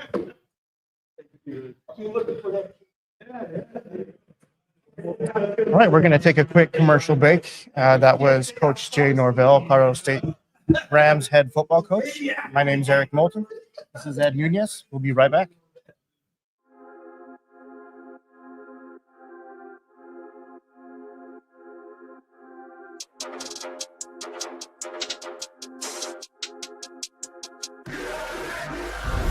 You can't manage this, can't break this, boy, I'm funded. Gotta keep my distance when you not 100, Don't the same ones say they love you, lady, funny, You can't match my energy, and yeah, you know it, Way too cold, yeah, man, I'm way too cold, Way too cold, yeah, man, I'm way too cold, Way too cold, yeah, man, I'm way too cold, Yes, I meant it, yeah, man, I'm way too cold, Hey, I'm a problem when I'm on top like this why this on the flow, hey. Gotta keep my fur coat close, cause I'm a boss and I'm way too cold. I don't really wanna come ask me why I gotta act like this. Tell them that my pockets too swollen, they already know I'm a flex with a bag like this. Like, I'm at the top and that's literal. I'm making money, it's digital. They watch how I step in this pivotal. They wanna be me and it's pitiful. I cannot be no one else and I'm flexing, I'm glad to be me.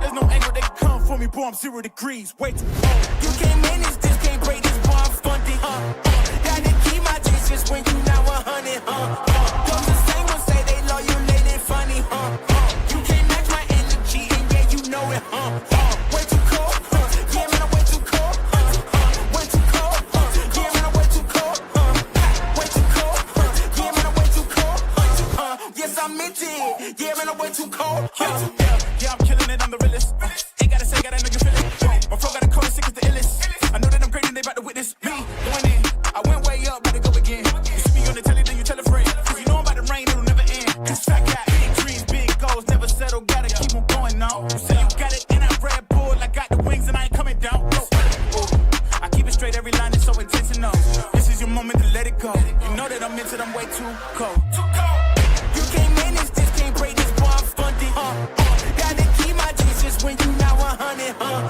Don't the same ones say they love you, lady, funny, You can't match my energy, and yeah, you know it, Way too cold, yeah, man, I'm way too cold, Way too cold, yeah, man, I'm way too cold, Way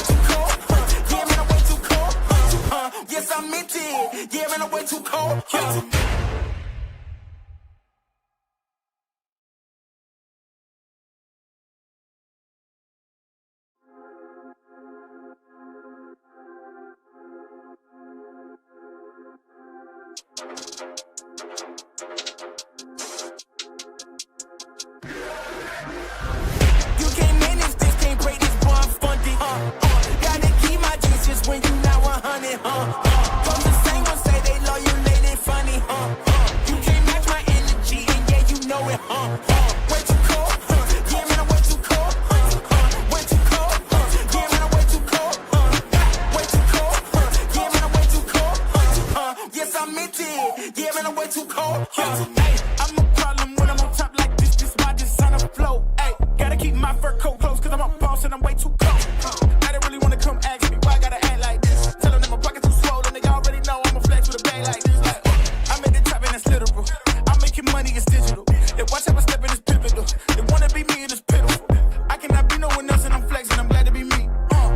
There's no angle they can come for me, boy, I'm 0 degrees. Wait till you can't manage this, can't break this, boy, I'm funded. Gotta keep my distance when you not 100. Those the same ones say they love you, they funny. You can't match my energy, and yeah, you know it. Way too cold, yeah, man, I'm way too cold. Way too cold, yeah, man, I'm way too cold. Way too cold, yeah, man, I'm way too cold. Yes, I meant it, yeah, man, I'm way too cold. Yeah, I'm killing it, I'm the realest. Ain't gotta say, gotta know you feel it. My flow got a code, sick as the illest. I know that I'm great and they about to witness me going in. I went way up, about to go again. You see me on the telly, then you tell a friend. Cause you know I'm about to rain, it'll never end. Cause I got big dreams, big goals, never settle, gotta keep on going on. You say you got it, and I Red Bull, I got the wings and I ain't coming down. I keep it straight, every line is so intentional.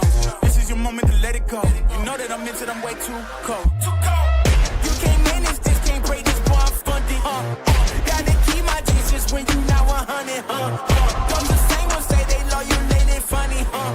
You can't match my energy, and yeah, you know it. Way too cold, yeah, man, I'm way too cold. Way too cold, yeah, man, I'm way too cold. Way too cold, yeah, man, I'm way too cold. Yes, I meant it, yeah, man, I'm way too cold.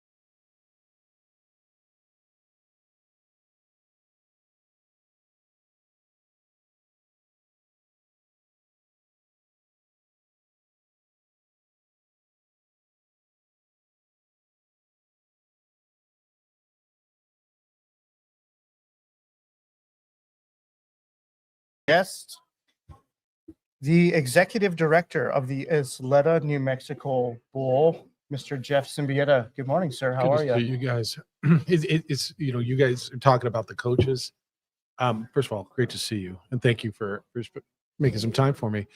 They're all impressive in a different way, aren't they? Yeah. They're all and I've known a lot of these guys for a lot of years. I've been coming here for so many years, and Spencer is so polished but still genuine, right? Young. He's coached in 2 places. He was in the college football playoff last year. He's coached at Azusa Pacific and Boise State, right? And then you look at these other guys in resumes. Look how many places Eck has been, right? And Eck is a different guy, maybe not as polished, but really polished from getting his message across. And then Jay, right? Jay's outspoken and just jovial, but yet they're all impressive. And you go back, and that's one of the things that amazes me about this event, right? All these guys are so accomplished, and they're different. And I love, there's not one, it always showed me there's just not one way to do it, right? There's a lot of ways to success, and you got to find your own. I don't know. That was a long-winded way to say hello. No, I agree with all those sentiments. I think we're trying to get other coaches to come on, but Bronco Mendenhall has agreed to come on too. I know that everyone kind of has their mixed feelings about him, but Where are you guys on him? I got to tell you something. I think when that happened last year, it kind of upset me a little bit. It did. That I thought he bailed. After a season that showed promise, they were on the verge of a bowl game. They played well in some areas, had me excited. But I thought when he left it, he cried when they won. They beat the Utah State up there in Logan. He was very emotional after that game. He's not a media guy. I'll be honest. He's not. He's not going to open up. He's pretty guarded. Plays things close to the vest for sure. So I wasn't very happy. I really wasn't, because he took off after a year. But I guess in retrospect, I have to look at it. Scott Cregan, we had him on last week, and Scott Cregan said it was an opportunity for him to be closer to home. He's got more. It's a better opportunity for him. So, and I think I saw him yesterday. He came over, shook my hand, smiled, and it kind of knocked me off guard. I didn't expect that. You said you had a good conversation with him. I had a really nice conversation with him with no recording, and we've had I'm not gonna say we're friends, we're buddies, but I've always had a good relationship with him. So I've said this a lot of times. You're gonna be fine. Little football is gonna be fine. Bronco's a good coach. Bronco won one more game than Danny did, with Danny's quarterback, with Danny's best receiver, with a lot of Danny's best players. Right? One more game, and you're gonna be okay. If he found a situation now, he's told me, Bronco did, that was never the plan. They figured Albuquerque was going to be their last spot. He told me, and I believe him. He said, we loved Albuquerque. Everybody said, oh, he hated it. His wife hated it. He looked me in the eye, and I believe him, because I don't think he's a guy that throws BS at you. He said, we loved it there. Let me tell you something. 3 weeks after he moved back home to Utah, and that's where he's from, his mom went into hospice. Okay. His kids are bringing girlfriends home, right? Holly's cooking for their boys. You don't have to understand it. I don't have to understand it. The guy who looks back at him in the mirror is the only one that has to understand it. But if that's where he feels he needed to be and it was right, God bless him, man. You know what? He did a good job for a year at New Mexico. I felt jilted like Lobo fans did, and I'm not. You're right. I'm not Lobo fan. It felt. I see where you are with the insincerity feel, but I don't know that he would have jumped to Nevada or to Wyoming, but being home and being in Utah and with his mom aging and Holly's family's there, I get it, and I don't have hard feelings. But then again, I'm not right. I'm not that Lobo heartbeat. I've lived there for 30 years, and I get it. But I think you guys will enjoy the conversation. I think he's been incredibly candid when he was over on the podium today, and I guess he teared up a little bit when he was talking about seeing Pierce and Lopez and that, and those guys went out of their way yesterday to see him, and they've told us, and they probably told you, they got nothing but great love for him. So, but another one with a different style, incredibly successful. Right. I think the other thing is when we talked to the players that we had on the pit press, they swore by him. Yeah. Luke Wysong said he learned more about football. So, I've coached, not football, but if the guys are saying he's a great football coach inside the locker room, you got to just he was when he was a coordinator here under Rocky Long. That's why when, they hired him, I said, hey, the guy's been here. He's wanted BYU. He's wanted Virginia. But I want to ask you something else. Okay. You and I talked about this a little bit yesterday. Now, look, I've lived here a little bit longer than you. You've lived here 30 years. But I'm going to ask you this. Now, I've been thinking about this. I think I told you this yesterday for a long time. Lobo, I'm a big fan. If they're 0-10 or whatever, I'm a big fan, no matter what, of the football program. Do you think, Coach Eck is, this is their third coach in what, 4 years? In 3 years. 3 years. They haven't had a winning season for a long time, since 2015. What's it going to take to turn the program around? What does turn the program around mean? Success, winning, successful winning season, maybe going to a bowl game. The fans haven't come back since 2015, and getting more fans in the stadium. So you're right, Eric. Winning, all right. So, but what does winning mean? So is it bowl games? Maybe. It's going to take some consistency, something that doesn't exist in sports. That's patience. Okay. Can they be bowl eligible this year? Sure, they can. This league, there's so much uncertainty in this league. And I think there's going to be uncertainty in this league every year because of the portal and because of the turnover, right? But can he win 6 games? Sure. Can he win 7 or 8?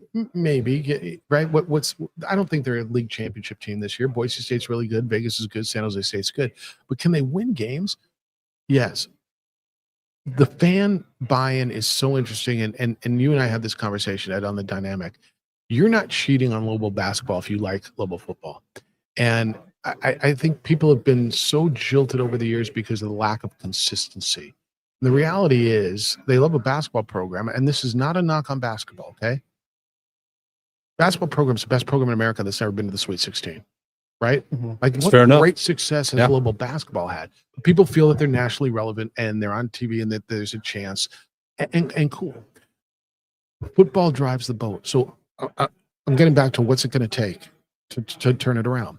Consistency, investment. Investment means facilities, monetary, NIL. You got to care about football, and a buy-in from this community to understand that football has to be better. Not. I hope it is. The reason that you got left behind, and I mean, do we agree they got left behind? Mhm. Yeah. Do we Yeah. agree? 100%. Okay. Why? By far the best athletic program overall performance-wise. Learfield Cup shows you that. 46 TV market, easy accessibility, great basketball product. Why they get left behind? There's one reason. Land grant institution, research institution, all check, except for one box is unchecked. Football. It's the only reason. And people are going to have to accept whether you like the football program or like football or not.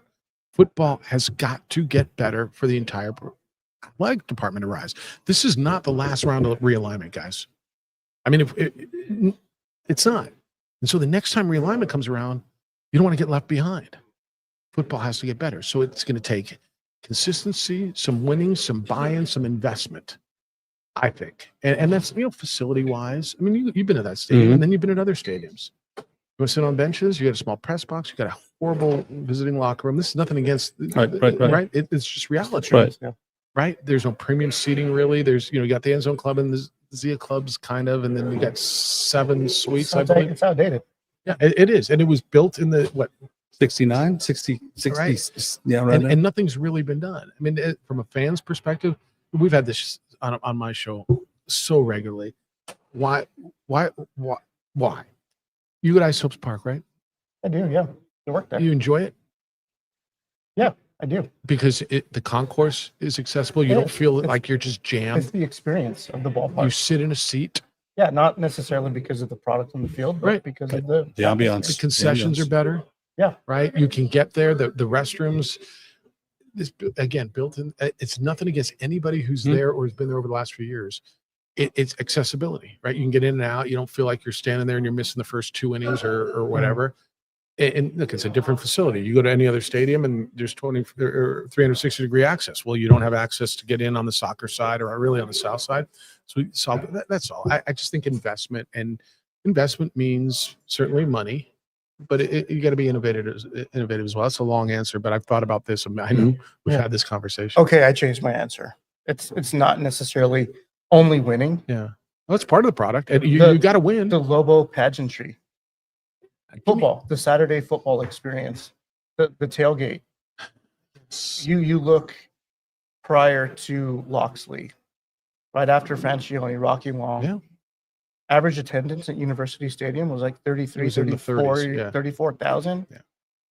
Last I checked, it was closer to 10, And what's 11, real? 12. Yeah. And really is, when you look at the stadium, is it really 12,000 people there? Well, like the experience that you just alluded to with ding. Isotopes Eric, Park. I'm really lucky, right? I get to go to football games around the country. I feel that our community is missing out on something. And people tell me I'm full of crap, and I really don't care. I watch what college football does in communities all over the country. Like, look, how exciting is it to look at a game and the crowd's packed and they care and the bands and everybody's, and the team comes out and people are, right? That's not manufactured. And it doesn't happen overnight either, right? You got to build up to that. But I go to places, whether it's in this league or in the power leagues. Are you guys going to go to the Michigan game? Ryan's going. All right. Yeah, So, Ryan's going. I mean, my daughter goes to Michigan. I went to a game at the Big House last year. The middle of the season game against Minnesota, 110,000 people, but the atmosphere around it, the pageantry, the tailgating, and I just watch what it does for communities all around America. And I want for our community to have that. Yeah, but what's the solution to that? It's the how. Do we get from here to there? Because it's there for Lobo basketball. Yeah. They're all the same. And people fans, have to but- accept it. I mean, first of all, the product's got to be good. Yeah, And it's does. everything we just talked about. It's the product. People love going to the pit. Now, is the pit comfortable? Is the pit, but the pit's an experience. But you know what you're going to get when you go to the pit. Right. And so that's established. And how do you establish that across the street? And it starts with winning. I mean, it does. But it takes time, but you got to start somewhere, and there's got to be an investment, and there's got to be a want to. It's like anything else, right? Will. There's got to be a want to, Right. and there's got to be a buy-in. It's got to happen in phases too. I think Hernando Lobo is encouraging. I think Ryan is encouraging. You got good young Jason Eck. leadership. Yeah, it's They've got some what I think is a fresh pair of eyes on the situation, and maybe they can assess it a little bit differently. But I think one of the things, Jeff, when New Mexico had its greatest success when Rocky was here, a special blend of some local guys, a tough defense, the fans brought in, and then Rocky, they took on the personality of their coach, who was still lifting weights with them. I mean, you got a chance with that here, don't you think? With that, I hope so. I hope so. I just keep thinking. You and I had this talk yesterday. I don't know what Paul Krebs was thinking when he hired. And you said that you said that on your radio show. It would be to the detriment when the day that they fired Rocky Long, and it has been. It has been. Coach Davey had 2 winning seasons. They averaged 22,000, and they had some good players. We mentioned that they had some good players under with those 2 winning seasons. But it's been really downhill since. I certainly hope Coach Eck. I think you're right. He can. He had some good success at Idaho State and Idaho. Idaho. I'm sorry, at Idaho, and they had Oregon on the ropes last year. So I think he can build a winner here if, like you said, if fans are patient and a lot of things, they start building that culture, because the culture, you look at Spencer Danielson at Boise, totally different. They've built a great culture there. 26 straight bowl games that they've appeared in. So we just want New Mexico to take those baby steps and start building, hopefully brick by brick, and building that foundation I think that's that right. you mentioned. And Boise State wouldn't build overnight, and anything else wouldn't build over. It's just it's want to, it's buying, and you guys look. Why is it not cool? I mean, you're a younger guy. Is it cool to go to a Lobo football game? Everybody wants to go to Lobo basketball. it used to be. Is it okay? So Yeah. but now it was like, why are you doing like we got to get past that. It's got to be a cool place to go. Right. I've tried to create that with a bowl game. I want it to be the biggest party in our state, and everybody goes out and has fun and has a drink in their hand, has a good time, and I'm trying to make it an event. I hear all the time, oh, it's got to be an event. There's got to be this. Come on, man. It's football. Show me a place in football that it's based on the event. Now you can tell me going to the Big House, going to Tuscaloosa, going to Notre Dame. It's about, I want to go to the stadium, and I get that. But when you're there, it's still a football game, right?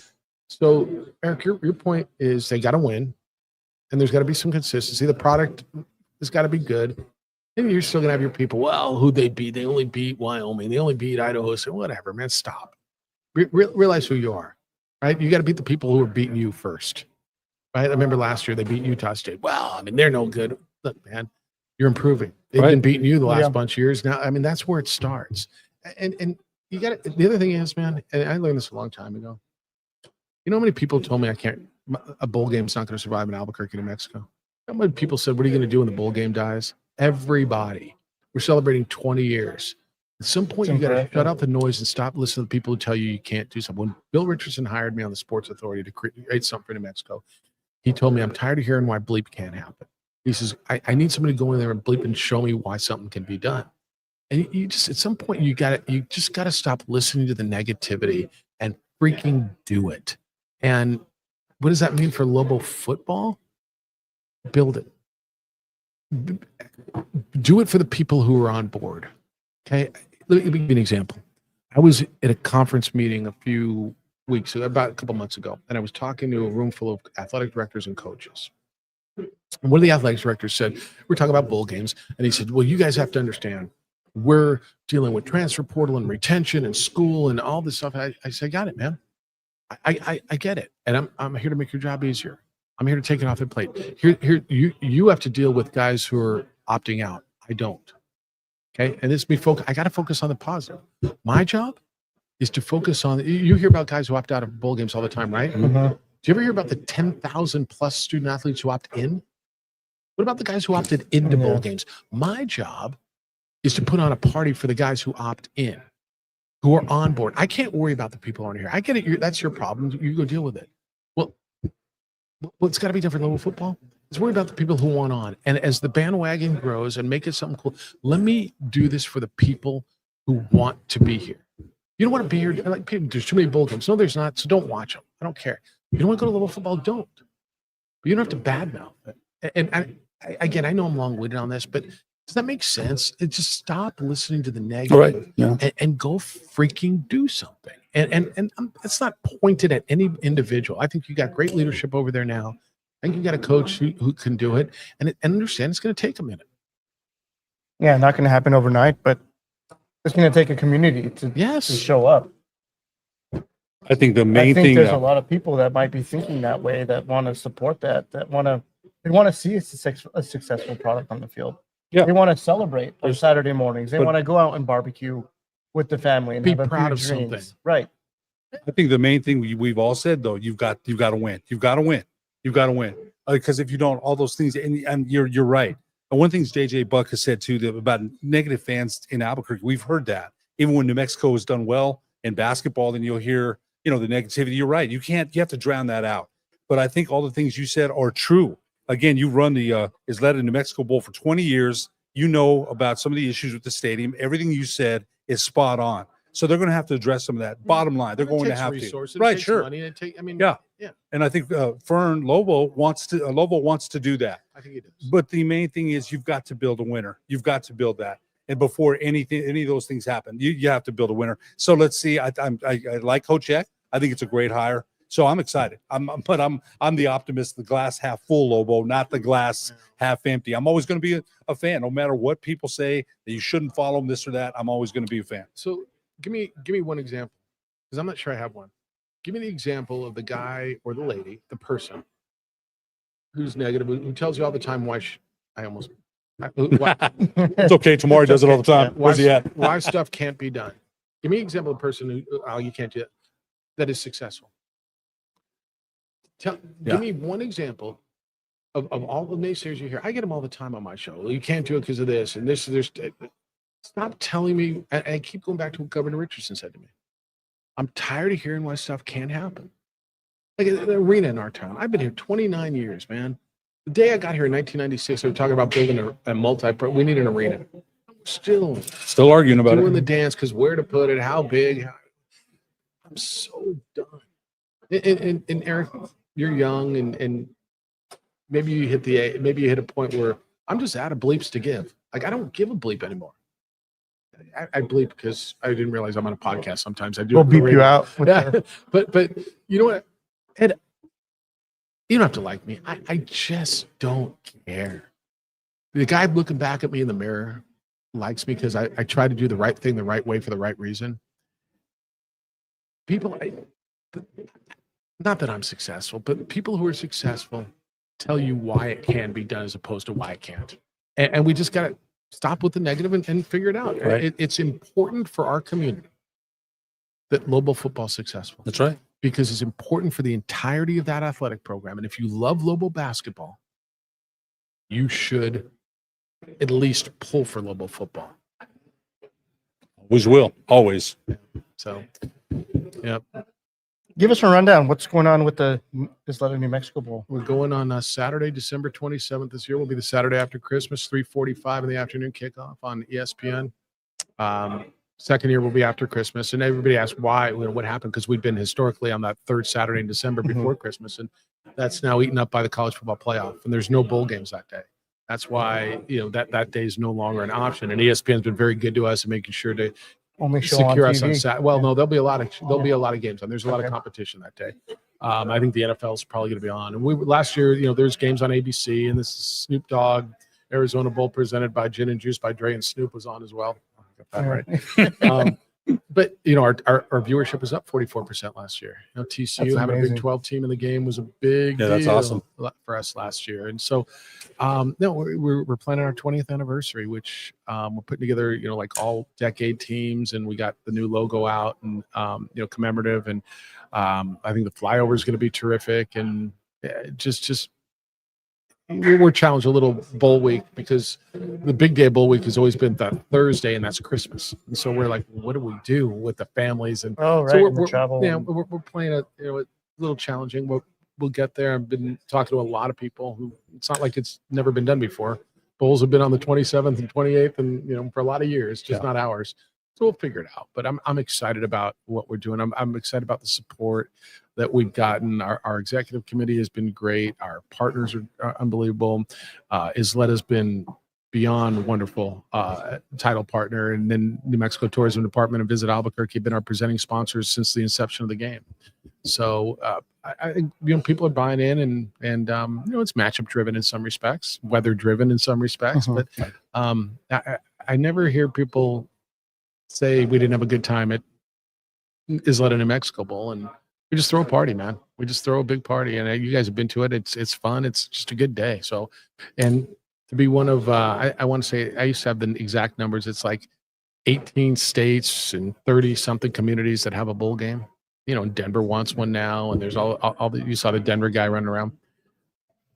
It's great for our community. It's put millions of dollars into our economy. It's put us in a table with the great cities in America, and I'm proud of what we've done with it over 20 years. And Ed, you said some really, really kind things at the Hall of Fame dinner, and I know I've told you thank you, but I'm insanely appreciative of that recognition. That was really, really kind of you in the hall.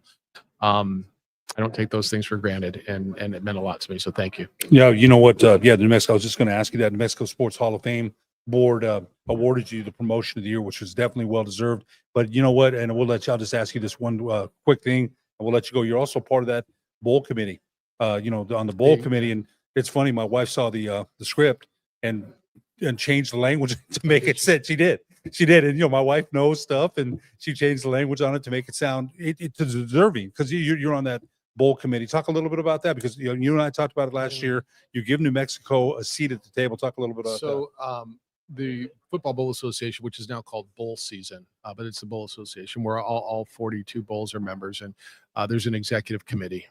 It's a leadership committee. And so I got nominated a couple of years ago to be on the committee, and I just thought it was for a bowl of our size, right? So I sit at the table with currently it's the Sugar Bowl and the Fiesta Bowl. They're their executive directors, and the Las Vegas Bowl and Holiday Bowl. He just termed off, and the Alamo Bowl and the Bowl in Mobile, Alabama, and New Mexico's at the table. I just thought it was important that we have a say, and I was flattered that my peers thought enough of me to honor me and elect me to that board. And so I just did my year as secretary. I'm currently treasurer that they're entrusting me somehow with the budget of the football bowl. There you go. That's awesome, though. So I'm currently That's the awesome, treasurer, and then next year I'll be the vice chair, and in 2 years I'll be the chair of bowl season of the association. And so at the annual meetings, and there we all are, and there's the Rose Bowl, the Sugar Bowl, and every bowl, and they're giving me the gavel, which is, whether that's good or bad, we'll find out. Hopefully I don't crash the plane, but it's an honor, you guys. It's fun. I wasn't sure I wanted to do it. I spoke with some people, and they're like, you got to do it. Yeah, can't say no to that. And it's enhanced my view. It's globalized, obviously, my view of the bowl system. I'm still focused on our game, and we're owned by ESPN Events. So I've got 17 events, 17 games that I'm a part of that. Plus I'm part of the overall association. But I've gotten over the last few years, I've been put on senior staff at ESPN and leadership, the executive committee for bowl season. And it either means it's one of two things. Either I'm old and I've been around a long time, or maybe I've earned some respect of what we've done. And I sometimes I wonder, does our game have more respect outside of the market, than it does in the market? But thank you for saying that. It's been fun to do that. Yeah, it's important for New Mexico that you have that seat at the table. I said that last year. Thank you. And now you're moving up with the Thanks. responsibility. It only helps us. We got a comment. We're live right now, by the way. I don't know if you knew, but Kino, he actually contributes to our site. He writes for us sometimes, but he said, we need more people like Jeff involved in New Mexican athletics. It's very kind. Thank you. Thank you. I try, man. I've fallen in love with New Mexico. I raised my daughter there. I say there because we're here. I love the place. Everybody talks mess about it, and it's almost like that. You'll remember this from Animal House. You can't do that to our pledges. Only we can. Oh do that to yeah, our pledges. that's so funny. Right? It's like Yeah. when other people, we can all talk about New Mexico that way, but you can't. If you're not from there, and I've gotten really possessive of that, and so thank you for that. That's kind. I'll say this real quick. Some guy said something about New While Mexico. I'm doing this, I'm not Yeah. ignoring. I'm trying to check out on my phone because it's almost 11. So yeah, continue. But some guy said something about New Mexico at our table this morning. Doesn't Albuquerque have a lot of crime? And maybe it does, but the hairs on the back of my neck, I was like, yeah, man. I don't want Albuquerque being associated with that kind of image. And I didn't get mad, but I was like, and then Jacob Neff said, hey, there's some great areas of the state, You know just what like the answer is, Ed? yeah. Where was that guy from? Wyoming. All right. Well, everybody's got crime. That's right. Yeah. That's what we said. I mean, you got crime. It's funny the people who say, well, I mean, I'm from pick your town. Dude, you got crime? You know what we do that we got to stop doing? We celebrate our damn crime. And I say that, and this isn't me. You're going to put me on another tangent here. My background's media and TV, and I anchored not just sports. I did news for 3.5, almost 4 years. What other town do you go to that they count? There's like, that's the 147th murder this year. They don't do that, man. Right. They don't every little, and I'm not trying to downplay every murder, any murder at all, but anything, like we put every little crime on the news, and that's all you see. Make it such a focal point that you can't think about anything. It's all we talk about sometimes. And so yeah, crime is bad. I'm not trying to ignore it, and it needs to be addressed. And the juvenile crime that's going on lately is crazy. And the property, like all that. I'm not telling you to ignore it, but I almost feel like sometimes we celebrate and or embrace it as, well, that's who we are. And that's why you get those comments. Dude, you got crime in Denver? Have you ever driven through the bad part of Denver or Yep. Dallas or They LA do. or San Denver, Diego Phoenix, or pick they all your, got it. They pick all have your it. city, USA, or hell, globally? They all got crime. We got great things too. They just, I don't know. No, it's you're one of right. my tangents that again, it's sometimes I believe we hold ourselves back in New Mexico. That there's so much That's true. That's potential true, in too. Albuquerque and New Mexico. There's talent. Yeah. We're the richest poor state in America. There's money in our state, but we're so poor. We got yeah, we do. So does San Diego. Everybody's got poverty. Let's solve it. But we focus so much on the negatives, and I just feel like we hold ourselves back. Sometimes we're our own worst enemies. you're right. You've been there your whole life. I mean, you tell me if I'm wrong. I'm willing to be. I want to be. Yeah. Tell me if I'm wrong. Here's some food for thought. Yeah. And you have your ties to ESPN.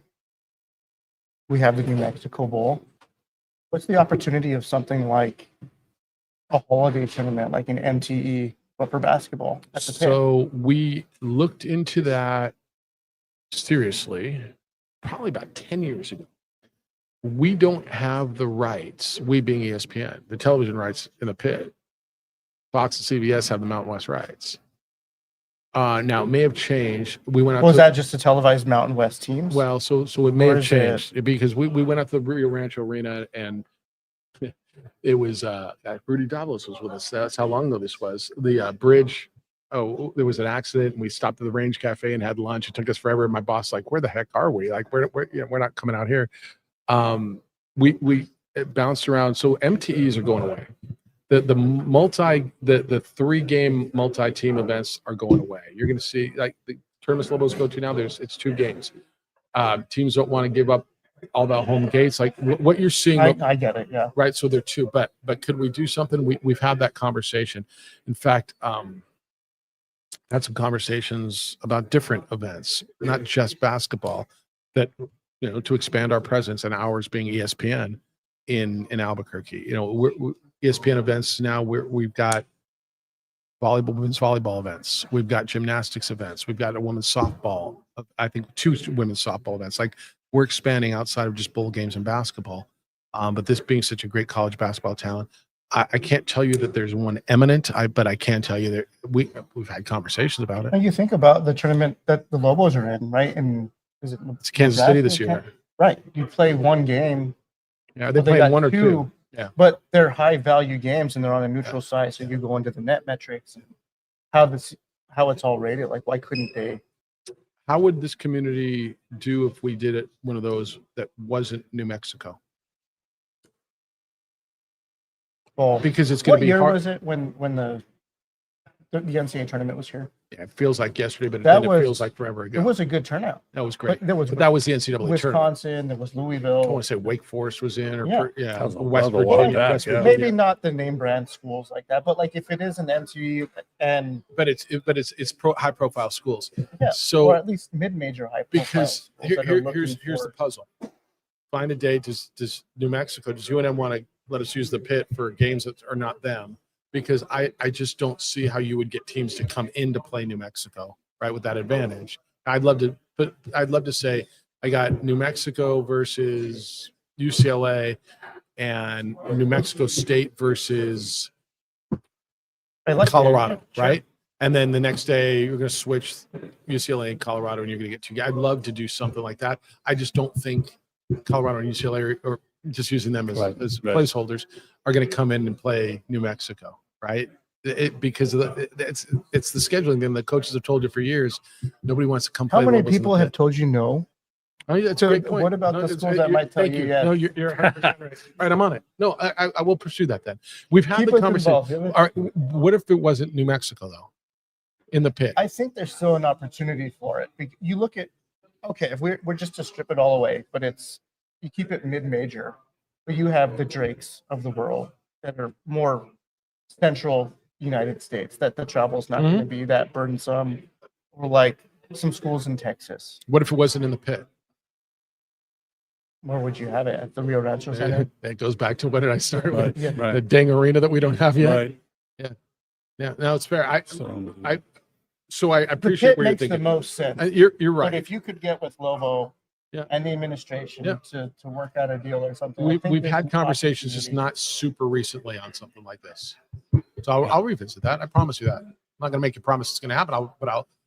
Because we're looking for events. We're looking to create good events, not just events. Right. So It makes sense.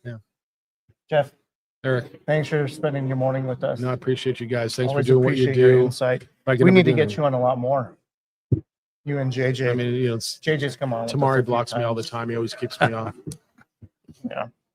But all right, we'll be right back. We're at the 2025 Mountain West Media Days for football at Circa. I'm Eric Moulton. This is Ed Nunez. We will be right back. Thanks.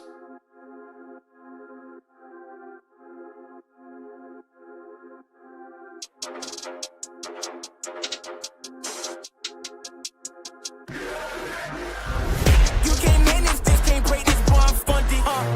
Gotta keep my distance when you not 100. From the same ones say they love you, late and funny. You can't match my energy, and yeah, you know it. Way too cold, yeah, man, I'm way too cold.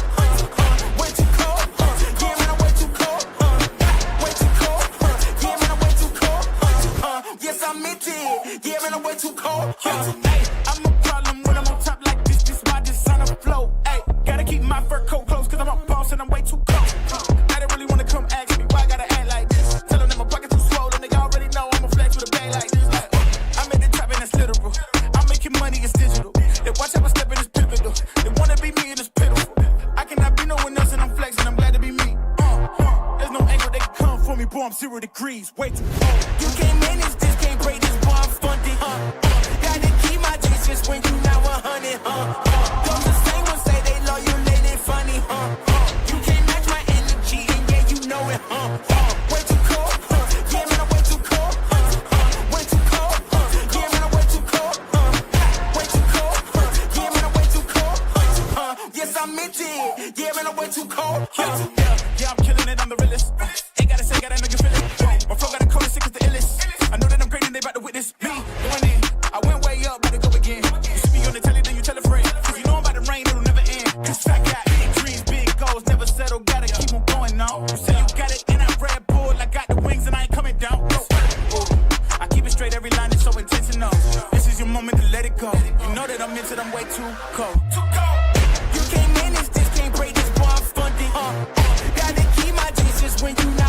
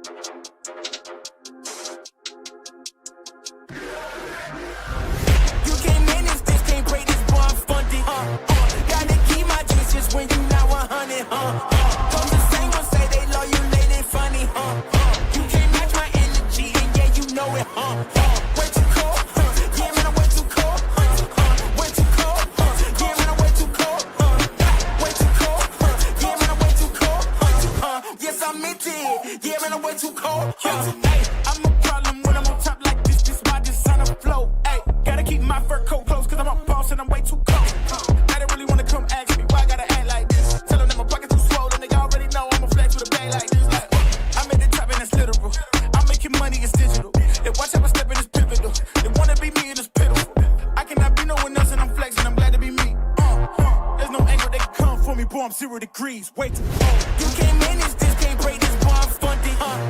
Gotta keep my distance when you now 100. Don't the same ones say they love you, they funny.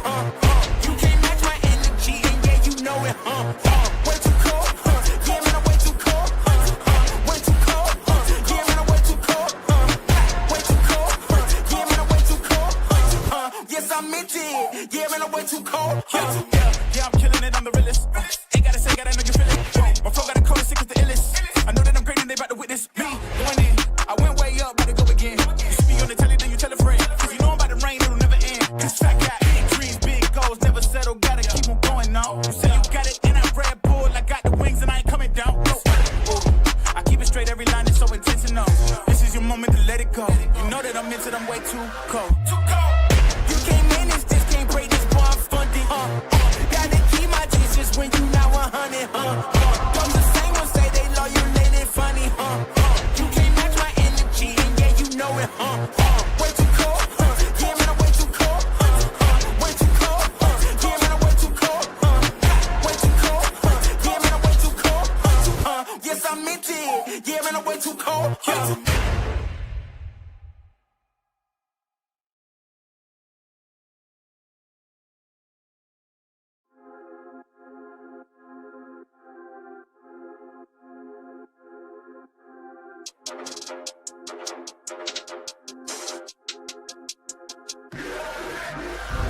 You can't manage this, can't break this, boy, I'm funded.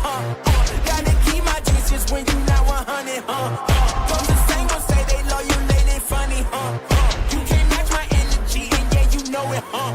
Way too cold, yeah, man, I'm way too cold. Way too cold, yeah, man, I'm way too cold. Way too cold, yeah, man, I'm way too cold. Yes, I meant it, yeah, man, I'm way too cold. Hey, I'm a problem when I'm on top like this my designer flow. Hey, gotta keep my fur coat close, cause I'm a boss and I'm way too cold. I don't really wanna come ask me why I gotta act like this. Tell them that my pockets too swollen, they already know I'm a flex with a bag like this. Like, I'm at the top and that's literal. I'm making money, it's digital. They watch how I step in this pivotal. They wanna be me, it is pitiful. I cannot be no one else and I'm flexing, I'm glad to be me. There's no angle they can come for me, boy, I'm 0 degrees. Wait, you can't manage this, can't break this, boy, I'm funded.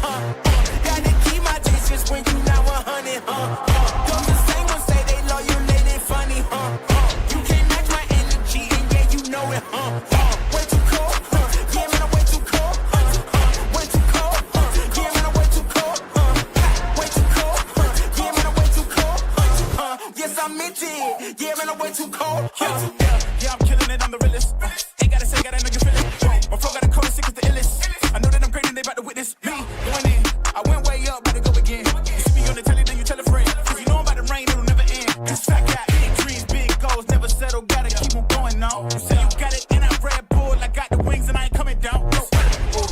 I keep it straight, every line is so intentional. This is your moment to let it go. You know that I'm into them way too cold. You can't manage this, can't break this, boy, I'm funded. Gotta keep my distance when you now 100. Don't the same ones say they love you, they funny. You can't match my energy, and yeah, you know it. Way too cold, yeah, man, I'm way too cold. Way too cold, yeah, man, I'm way too cold. Way too cold, yeah, man, I'm way too cold. Yes, I meant it, yeah, man, I'm way too cold.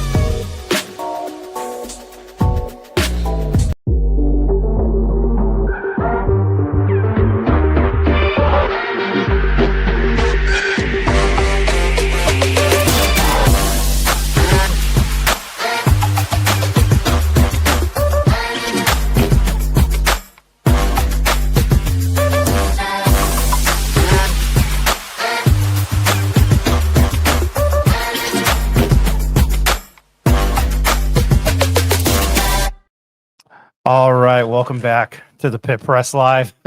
Eric and Ed are checking out of their hotel rooms, so we're keeping this thing going, and I'm out of breath. I'm happy to have this next gentleman on, despite the fact that he's a Philadelphia Phillies fan. Thank you for calling me a gentleman. That's cool. Well, keep your enemies closer. From 7220 Sports, he covers Wyoming athletics, all the way from, I got to make the South Park joke, Cheyenne Mountain. You're from Cheyenne, Wyoming. Yep. Mr. Cody Tucker, dude, you know I love talking to you. How you doing, man? How's Vegas treating you? Doing great, man. Appreciate you having me on. It's I'm looking at your awesome stickers on the back of your computer here. New Mexico needs to go back to that logo at the bottom or the Urlacher logo. Yes, no, you are. This is So good. This is my friend and business partner Eric's laptop. Yes, That has a hideous Mets logo on it. well, you know whose laptop this is. And Yankees. You What know, is going on you know, here? sometimes I was at Newark. I was in beautiful Newark, New Jersey, and I bought all these decals. You know, the Knicks and the Mets get me in a lot of trouble in Albuquerque, so it is what it is. The Bronco Mendenhall, the Brian Urlacher, the Wolf, Yeah. they need to go back to that logo So big time. good. It's the best. Yeah, I love the one, the licking his chops one. they need to do that too. That's With so the good. with the little hat on. I'll Is- tell you, man, that Lobos lid, that helmet is killer. You like it? The red is, I think New Mexico has one of the most beautiful uniforms in the country. You're shocking a lot of people Beautiful. by saying that. Well, Wyoming's are better, obviously, and the logo's way more iconic, but Well, the red's beautiful. I love the cherry. You're talking to It's good stuff. you're also talking to a Giants fan, a New York Football Giants fan. The word cowboy doesn't resonate with me. So you told me, I don't like the shield. I would like something like this. I know our listeners can't see it, but that's what I would like them to go back to. UNM does not play Wyoming this year, which makes me sad. Laradice is one of the places I want to get to, and I'm not being my sarcastic ass self there. The first time since 1998 they haven't played. Explain that. I did not know that. Yeah, just I guess just the way it fell this year. It's not a protected rivalry, unfortunately, because let's face it, New Mexico and Wyoming pretty comparable in a lot of ways, and have always been the underdogs. And like I grew up in Wyoming, so I was a Wyoming fan growing up. I grew up in Albuquerque. I was at UNM football. I Right. loved UNM football growing up. Right. So we always kind of we're always like kindred spirits with New Mexico fans. Like Wyoming fans and New Mexico fans have always kind of got along, sharing our hatred of BYU and Utah and, Yes. and such. So I always I think I can speak for most Wyoming fans. We were just kind of like, we're always kind of cool with New Mexico. That's the one conference team we really appreciate their fans, especially in Vegas, because back in the day it was all, obviously New Mexico's basketball program still clicking on all cylinders and showing up to Vegas every March. But back in the day, it used to be Wyoming and New Mexico, and it was so much fun. Everybody got along great. I remember my first year at the newspaper. I think it was 2008, 2009, the UNM student newspaper. UNM probably was Alfred's third year. UNM just probably needed to beat Wyoming in the first round when it was the A teams of the Mountain West Conference tournament, and Wyoming got them. And UNM ended up in the NIT. It's a good team. Like, guys, I don't know if you remember a Tony Dandridge and a friend of mine, Daniel Ferris, who played at El Dorado High School in Albuquerque. But yeah, the Wyoming beat them and kept them out of the tournament. So It's been a good rivalry in basketball. It's been very competitive in basketball and football. Even Wyoming basketball is obviously down, at the moment, but even they gave New Mexico all they could handle twice last year and beat them in the pit a couple years ago, which was nothing short of a miracle. So just always have had ultimate respect for New Mexico. And I really think I can speak for most Wyoming fans when I say that. I think most New Mexico fans will probably love hearing that. We're here at Football Media Days, but I got to ask you about Sundance Wicks. The energy. What was your first year covering them like? So he came in as an assistant under Jeff Linder, 4 or 5 years ago, whatever it was. And he's a local guy. He's from Gillette, and that's who he is, man. He doesn't change when the lights come on or anything. He is just fully amped 24/7, and it's infectious. And, people openly are concerned about, will Wyoming basketball ever be back? And to me, they're turning over in the portal every year. Entirely new rosters 3 years in a row now. But if Sundance Wicks can't do it, I don't know who the hell could. He's that infectious, and he's that much of a good guy, and he loves you to death, and he loves you hard. He's one of those dudes that squeezes your head off kind of love, But guys love it. And I think you need that now in the transfer portal era more than anything. Back to football a little bit. I think as successful as Craig Bowl was, he was kind of the CEO type. He didn't really like throw his arm around you and ask how mom's doing. Right. Jay Norville's the total opposite. And I think it's really important this day and age that you do that. You have to continue to court guys even when they're on your own team now and to keep them there and keep them happy. And sometimes it doesn't work, but it sure as hell doesn't hurt to keep trying it. No, I haven't. I had the pleasure of meeting Craig Ball here 2 years ago. Mm-hmm. And I asked him we were just a podcast at that point, and I asked him a simple question about NIL, and he went off. I was like, I just met this guy, but I haven't had the pleasure of meeting Jay Norville. Yeah. And you had 2 new head coaches last year. Not the season that it went for, Wyoming football last year. They went into Arizona State before we knew what Arizona State was. And they were like, I think 6.5, 7 point underdogs. And nationally, everybody was like, you have to take Wyoming. Yeah. And those points, what happened from that point on? Because I think it was 45-7 or something. Yeah, it was 48-7. And, really it boils down to, and I'm not putting it all on this guy, but let's face it, if the quarterback is not playing the way he needs to play, you're in trouble. It doesn't matter what team. You could be Florida, you could be Alabama. The quarterback has to take care of business. And unfortunately, Evan Siemeita he was the least efficient quarterback in the country, and there's no way to hide it. I mean, it just is what it is. And I think it was kind of unfair to Evan. When Andrew Peasley left, he said, "Hey man, I've witnessed 3 guys in my life who can throw the football over a mountain, and it's Josh Allen, it's Jordan Love, and it's Evan Siemeita." And Craig Bowl, his parting words were, "You're in good hands." They really propped Evan up, and he had a lot of expectations in that Arizona State game specifically. I mean, he throws a pick 6 on the second snap of the game. Oh. He's from 10 miles down the road. He has like 150 family members in attendance, and it just snowballed from there. And he just never really found his footing. And he just wasn't the answer. And to his credit, man, one of the best human beings I've ever met, he took it hard from the fans. I mean, hard. And he's still with the program. He's a tight end now. He made the move to tight end, but so long story. No. But when the quarterback's not rolling, you're in trouble. And the senior class was not strong last year. Guys who didn't play up to their standard, and just a mix of that. But if you get down to the nut cutting, man, you've got 5 losses by a combined like 17 points. So as bad as it was, and it was, I mean, you lose at home to Idaho, that's not good. And no offense to Mr. Eck, because he's a hell of a coach and really good dude, but you don't lose at home to Idaho. I don't give a damn who you are. And they did. And you can't have that. So it was just, not to be cliche about it, but it was just one thing after another, and everything that could go wrong went wrong. But it all starts at the quarterback spot. You get the glory and you get the shame, I guess. Well, yeah, no, it's true. We have to talk about the Wyoming UNM game last year because it was 30. I forgot it was. I don't know how I forgot that. It was 35-35 at half. Mm-hmm. And Caden Anderson, he's a true freshman, right? Comes redshirt, in redshirt. Yeah. Well, he's still got that freshman title to him. Yep. He comes in and as pretty much every game last year, the UNM defense made everybody look like the '98 Vikings. Mm-hmm. I mean, you still got to get in there and play the game. What did you take away from that performance? And they needed that win. I mean, it kind of derailed UNM going to a bowl game to away. But what did you take away from that game? The future is bright, but it's also, like you said, you got to kind of temper it because you don't. I mean, New Mexico's defense was not great. It was bad. So you've got to also temper that and say, was it a product of who he was playing against? Because the next week against CSU, Caden did not look like that, to say the least. Then comes out and plays really well against Boise State before leaving with a concussion. So that's what I've been asking all weekend, Ryan, is what Caden Anderson are we going to get? We're going to get the Albuquerque guy or are we going to get the Fort Collins guy? And, I think somewhere in between would be pretty good. Pretty good, but that New Mexico game was insane. Nobody expected that. I was talking to Gabe Lopez, edge rusher from New Mexico, yesterday, and he said, man, we were licking our chops. We got a rookie quarterback making his first ever start. We're going to light this guy up. And not only did Caden light them up, he also, if you remember, got an unsportsmanlike penalty for getting in the face of that Tuateli or whatever his name was, who's now at Colorado State. Yeah. Got in his face mask to face mask, and got hit with an unsportsmanlike. So he's kind of got that Favre in him too. He's kind of got that dog in him too, which you like. Gunslinger. Yeah, and Lopez mentioned that yesterday. He's like, that's the kind of quarterback you want, a guy who's going to throw a touchdown and then let you know all about it.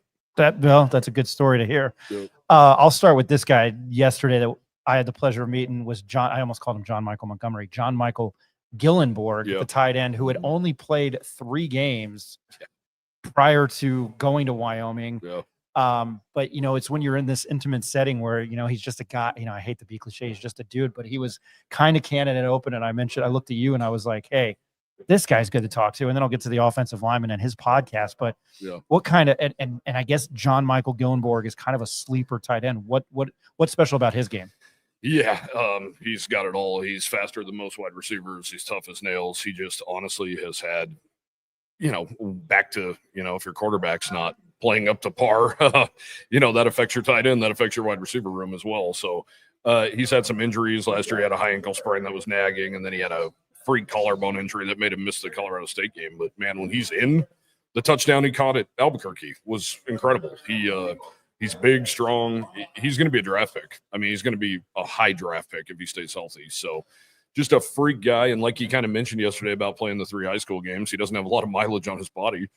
But he came in not even knowing what a hook button, none of it. He had no clue how to even play the game. He was a baseball player and a basketball player in high school. And that's what Craig Bull was really known for at Wyoming. He found so many diamonds in the rough and gave him a shot. And ultimately, that's a big reason why Gillenborg's still here. He, sources indicated to me this offseason he was offered 6-figure deals by the likes of Notre Dame, Texas A&M, Boston College, KU, which is crazy because his family is big-time Kansas family, like 8 generations worth, and his twin sister goes to KU as we speak. So he stayed, and you might have heard me yesterday. That's why I joked he's dating a soccer player, and so are a few football players. So I said, how much credit do we need to give the women's soccer team for keeping these guys around? Okay, now that all makes sense. Whatever it takes. that was a great story. No, it was cool. Listen, I think that was particular yesterday. It was really awesome listening into to you and Alex Taylor, right? Yeah, pleasure. I mean, I already knew you, but pleasure to meet him.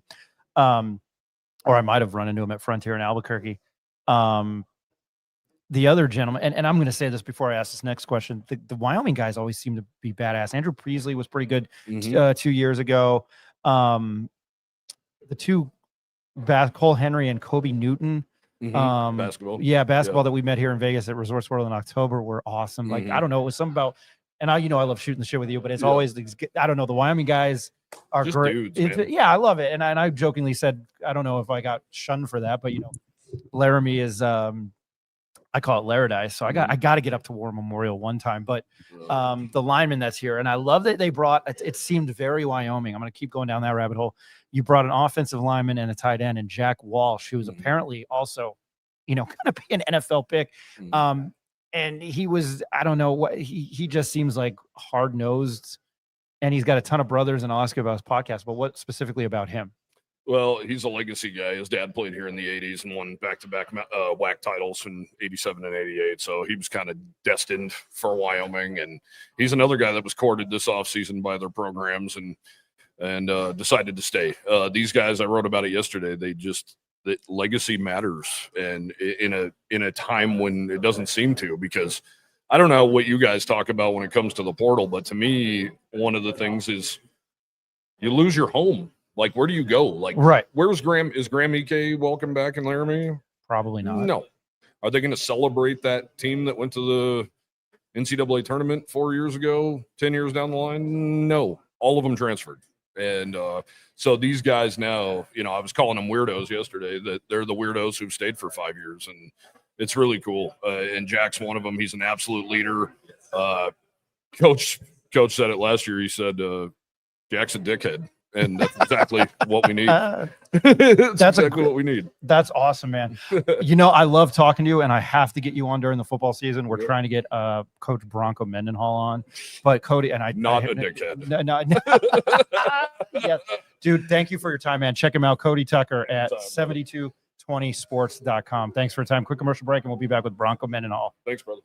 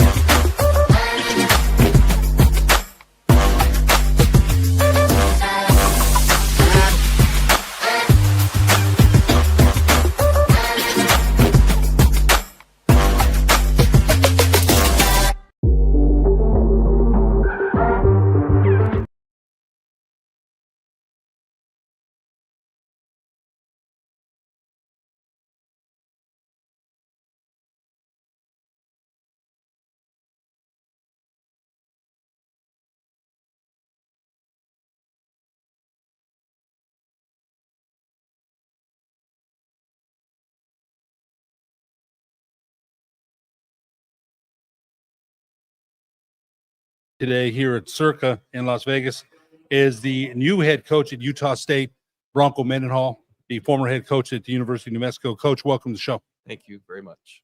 You know, Coach, you're got a challenge there in Logan, Utah, and building a winner there. And you know, Coach, I said this before you came to UNM. You had success at UNM as a coordinator, success at BYU, success at Virginia. You know, you won 5 games last year at the University of New Mexico. But I got to ask you, how hard of a decision was it to leave UNM? It's excruciating, and I still don't know if that's the right word. It doesn't quite capture it. Never imagined leaving after a year, and never imagined and standing in front of that team and looking at those kids and telling them I was leaving. And I don't think I'll ever get over that. Yet I live my life based on principle, and the first principle is family first, last, always. And we were just saying before the show started, 3 weeks after I arrived in Logan, my mom's hospice now, and I get to see her every Sunday. 2 of my boys have transferred to Utah State, one living at home with us. My wife is out of her mind excited. Another one of my sons playing for me now at Utah State. My 3 brothers are there, and my youngest son looks like he'll rodeo for Utah State. I never imagined in my coaching career that I'd have my family surrounding me like this. And so back to the question, excruciatingly difficult.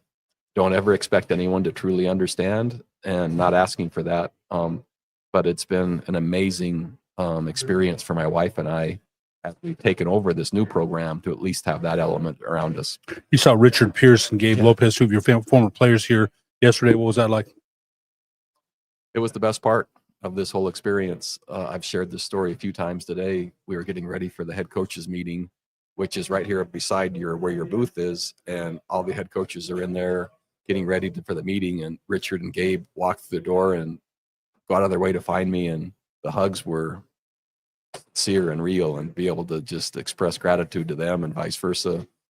They'll be part of my life forever, those kids. And it was the best part of this whole experience, is to see them again and just tell them how much I appreciated them, but that they went out of their way to find me it meant the world to me. Some real emotion there, Eric. Coach, just reflecting a little bit on last year's season, I think it kind of instilled some more excitement within the Lobo community. But Devin Dampier now at Utah, Luke Wysong at Arizona. Have you had a chance to speak with those individuals and see how they're doing with, I mean, the next step in their careers? So I haven't spoken with Devin since he's left, nor have I texted with him. I have texted with Luke, and one of the fondest memories I have of my time at New Mexico was our win at Utah State, and Luke Wysong coming up and just hugging me, and vice versa, and him just saying, I've never experienced a win like that in my life or here. And then seeing those kids after we beat Washington State, who came in as a top 20 team, and into our stadium, the fans and the former players and my current team, I'll have those memories forever. And we shared some of those memories yesterday. Luke, they remember that forever. And it's a new age of college football and players leaving, et cetera, and the monetary amounts. But I really was so hopeful, and we were one score short of getting to postseason with UNM last year. But I think it's possible for UNM, and I would love to see the growth, the progress, and the next step to be taken from where we just were. But I sensed hope, optimism, and confidence growing in the community, in that team, and in the program as we were finishing. Looking ahead to this.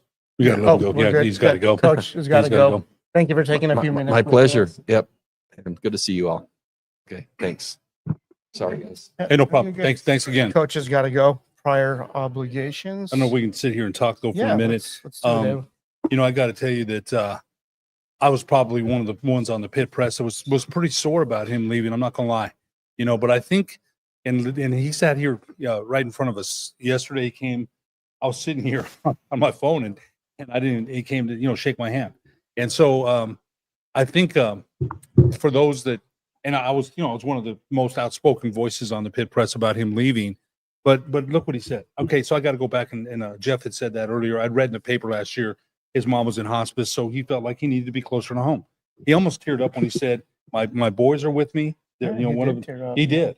You know what? What did he say about his mother? His mother's in hospice, and she still has positive values about the end of her life. So I looked at him. I'm like, man. So I think whatever he's feeling or going through now in his life is where he's supposed to be. It's more than football. Right. It's more than what's on the field and more than running a program, more than being the CEO of the program. But I mean, it makes sense. And being able to surround yourself with family members, having two sons attend Utah State, one's going to compete in rodeo. I don't think he ever envisioned that.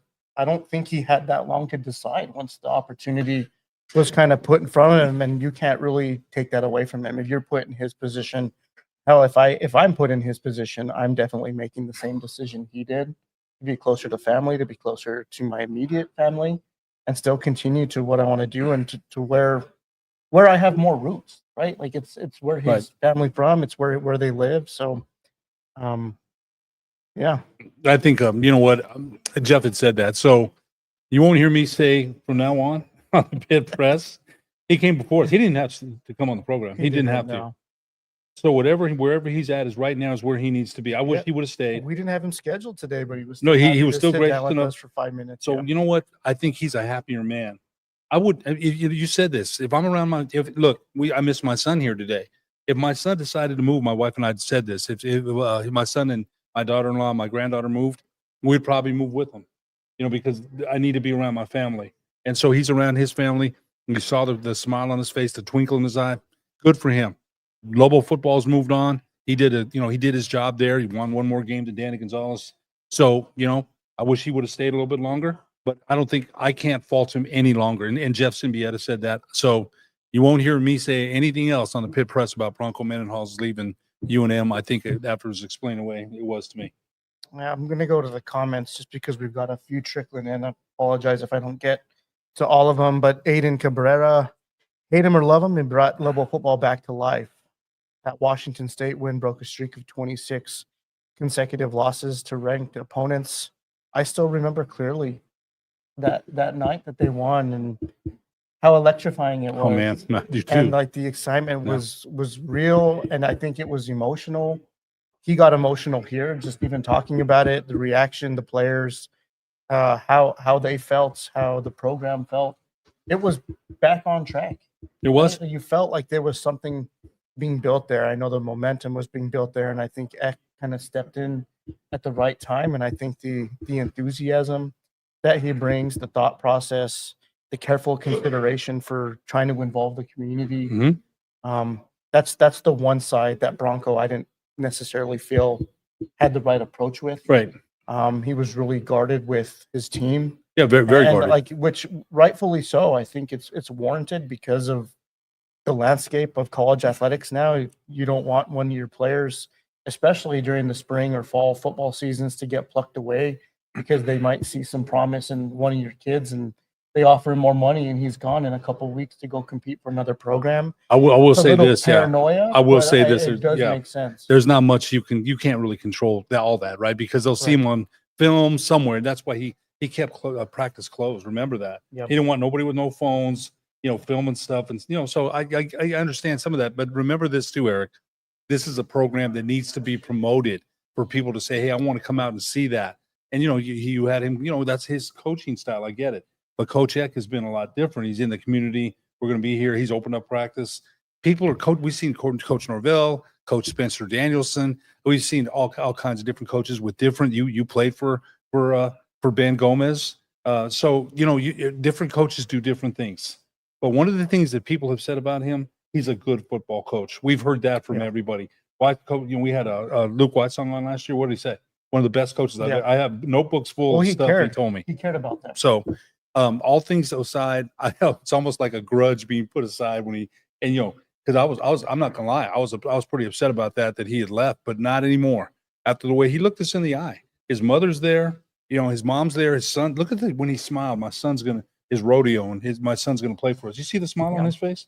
Hey man, he's where he's supposed to be. So good for him. Yeah. Well, we're gonna take a quick break. I think we'll probably end the live stream now. Might have a second edition this afternoon. It's just a lunch period.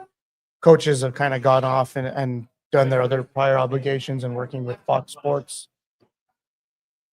Oh, actually, we're going to get another coach. Sean. Oh, okay. Actually, scratch that. We got another commitment to come. Sean Lewis. From Sean Lewis, San Diego State head coach, will join us in just a few minutes. You what?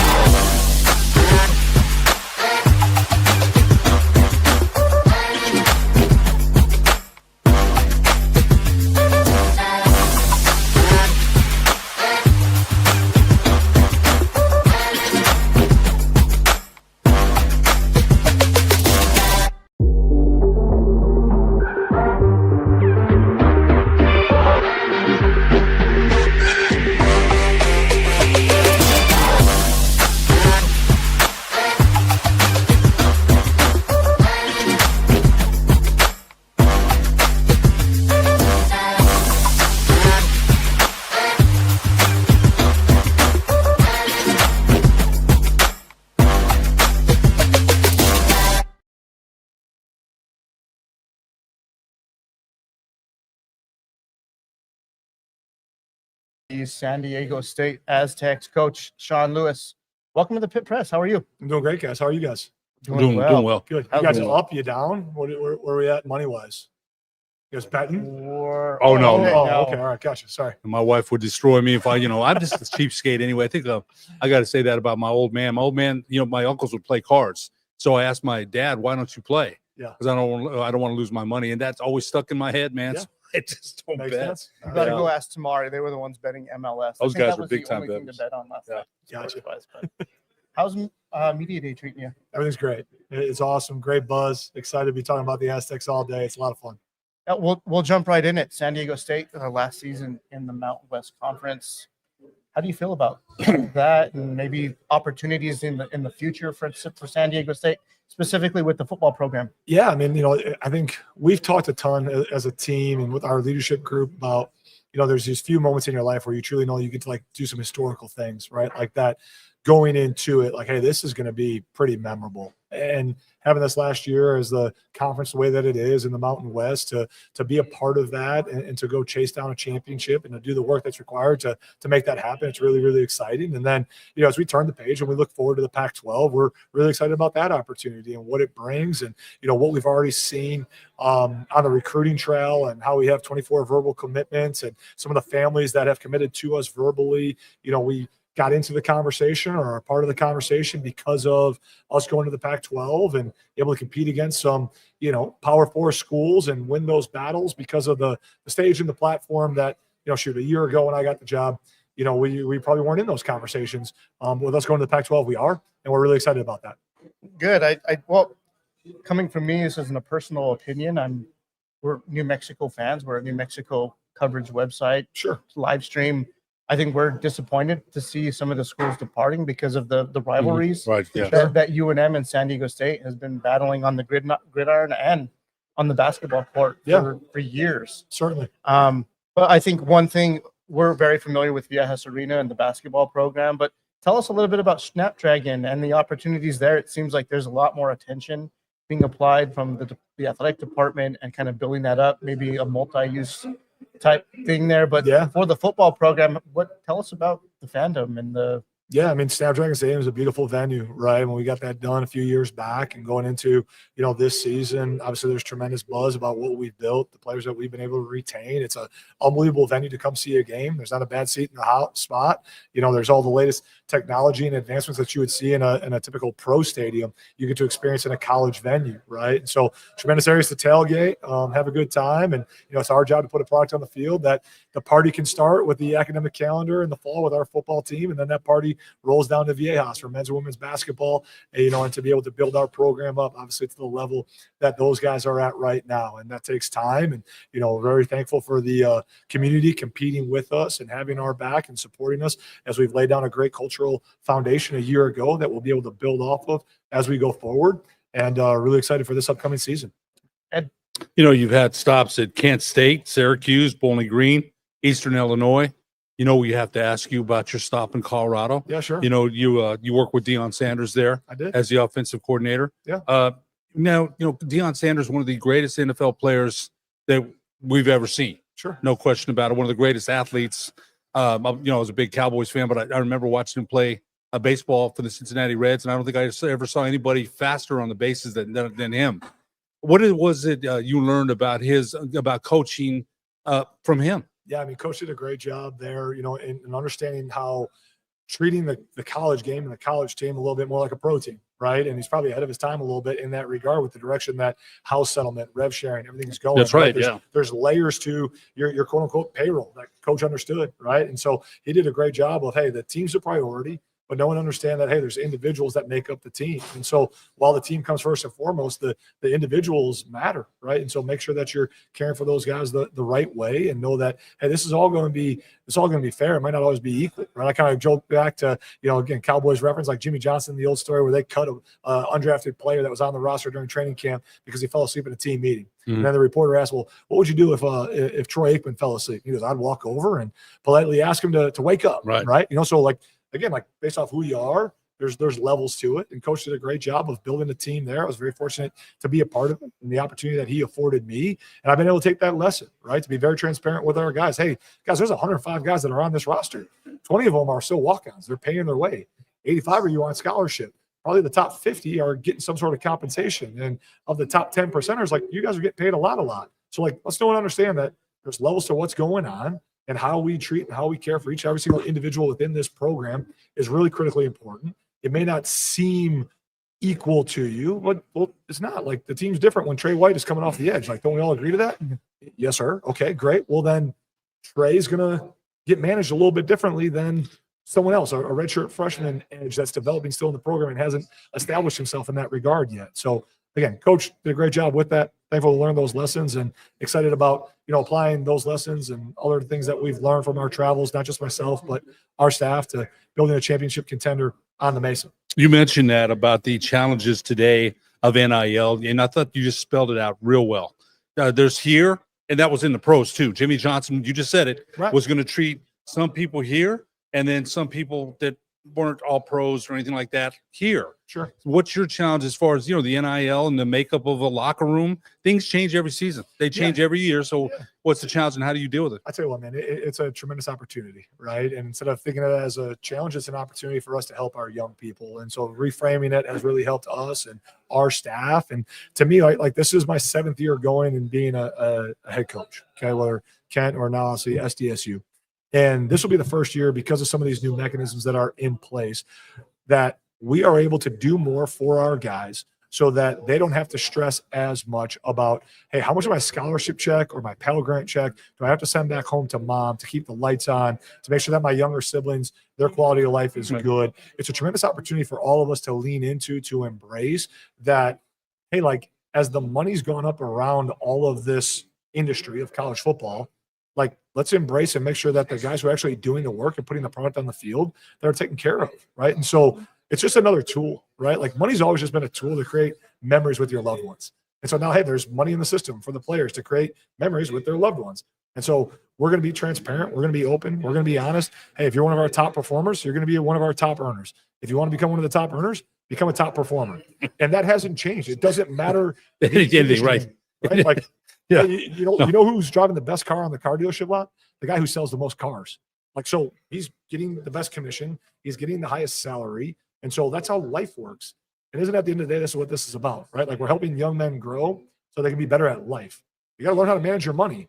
You mentioned it with your dad. Like, hey, he was cheap. Right. Yeah. Money He's away, not- right? yeah. Like, so you got to manage and you got to learn these financial skills. And what better place to do it than on the campuses of these higher learning institutions and with coaches who are nothing more than educators to help facilitate that conversation and to help our young people grow. Got one more question. I'll turn it back to Eric. San Diego State's picked 8th in the Mountain West Conference this season. What kind of challenge is that for you? Good. It doesn't matter. Hopefully here in the near future, we'll talk and our paths will cross again. And you guys were talking about how we were, picked in some form or facet to be first, and good. At the end of the day, like, that sheet and this ranking is about as valuable as this sheet of paper and the ink that this is printed on. That's why we get to go put the ball down here in, a month's time and go play. We had a chance to talk with Trey White yesterday. Yeah. Upstanding young man, confident. What can you say about him? Yeah, I mean, high character, right? Like, and kind of like the preseason rankings, right? Like, Trey doesn't care that he was picked as the preseason conference player of the year. He doesn't care a year ago that really kind of no one knew who his name was, right? Like, he's got an unbelievable job to, really not be influenced by any sort of external stimulation. He's got a good head and a good heart, and man, he goes to work. And when one of your best players has that high caliber of character and is one of your hardest workers in the building, he really helps me to be able to pass along our messaging, to build our culture, because when he speaks, everyone listens. Good to hear. Coach, going back just a step on the question around NIL and recruiting players, I think the other end of the equation, part of that is retaining players. And a lot of that has to do with players buying into the development system and feeling like they can flourish within that system. What about the San Diego State program helps players do that? Yeah, we have proof of concept, right? Like, I'll point to Trey, right? Like, a year ago, he was an off-the-ball linebacker. So you want to talk about, hey, development, realizing your dreams, and all the things that go into it. We moved Trey closer to the ball to match his skill set.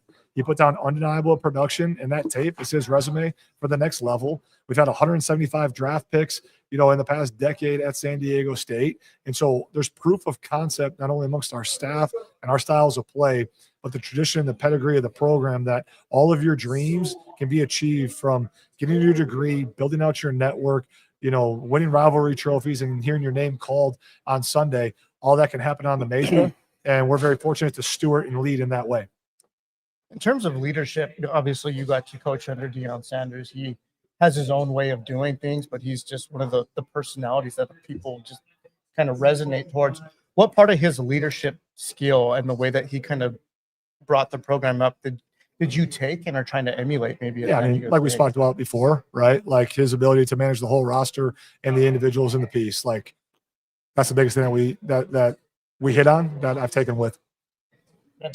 Coach, San Diego State lost their last 6 last year. Yeah. What's you got Stony Brook, and then you've got at Washington State in California. How are you going to turn around that? It's tough to lose 6 in a row at the end of the year.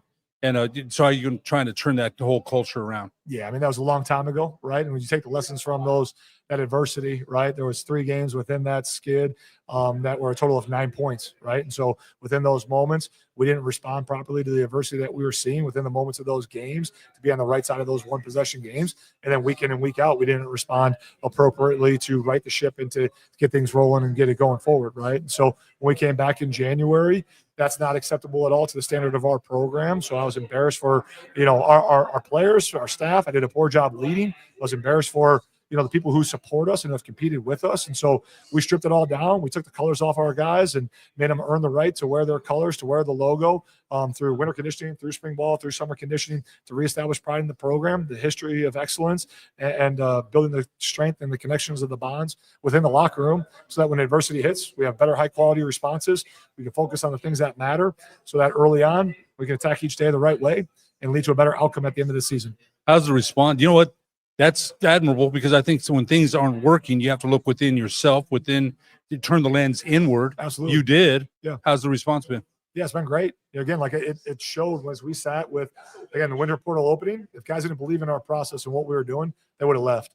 There's 7 all-conference players that were underclassmen that have extra years of eligibility that decided to stay, and they've started the work. And again, we live in a society where we don't have time to boil the water and actually put the rice in the water and then get it back to a boil and let it simmer and wait 5 minutes. We just want to buy the rice that's in the pouch that you throw in the microwave, and 90 seconds later, boom, I got great rice. Right. So everyone wants a championship culture now, which I get. And I love that my fans want that. And I want them to want that. I promise you, no one wants a championship culture, a championship team, and championship results more than me. But success takes a little bit of time. Success is always a little bit of a lagging indicator to be able to, have a solid foundation to be built upon. Our guys have responded great. They've taken tremendous pride in their performance this offseason. The level of talent, the depth of talent, the quality of our competition has been tremendous through spring ball. And man, in 12 days here, we get to report. And in 13 days, I get to get out of this suit and put on my ball cap and go coach some ball and continue to do the work that's required to go win. I'm really, really excited to do that. You mentioned some of those games were very close, so you're right there. So a change here, and good. It's like that. A call here, a bounce there. Absolutely. Here on the other side of that. Yeah. So I think we're anxious to see what kind of changes, the culture, the things you did. Eric? Got one more question for you, Coach. We spoke about Trey White on the defensive side of the ball. On the offensive side of the things, who can we seek out in terms of being a leader on the field for you, kind of a quarterback on the field? Maybe it is the quarterback. Yeah. What can you say about the offense? Yeah, I mean, so, we got 2 great quarterbacks that have entered our program, Jaden Denegal and Bert Emanuel Jr. They've both have done a tremendous job of working, earning the respect of their teammates. Both of them are going to make impactful plays this fall for us. Jordan Napier has developed. Obviously, he was a role player a year ago that really splashed over 400 yards of, offense, 4 touchdowns, dynamic with the ball in his hands. He's now, again, has credibility. He has respect in the locker room. Again, a year ago, kind of like Trey going from linebacker to end, Jordan was going from DB to wide receiver. And so we thought we had something. We know we have something. The team knows that we have something in him. He'll be more vocal. He'll be an explosive playmaker. And then Ross up front obviously does a great job anchoring our offensive line. Played a little guard for us last year, in more at his natural position at center this year. And he'll be driving the big boys up front, and I'm excited about that. Right on. Well, San Diego State travels to Albuquerque November 29th to play at University Stadium.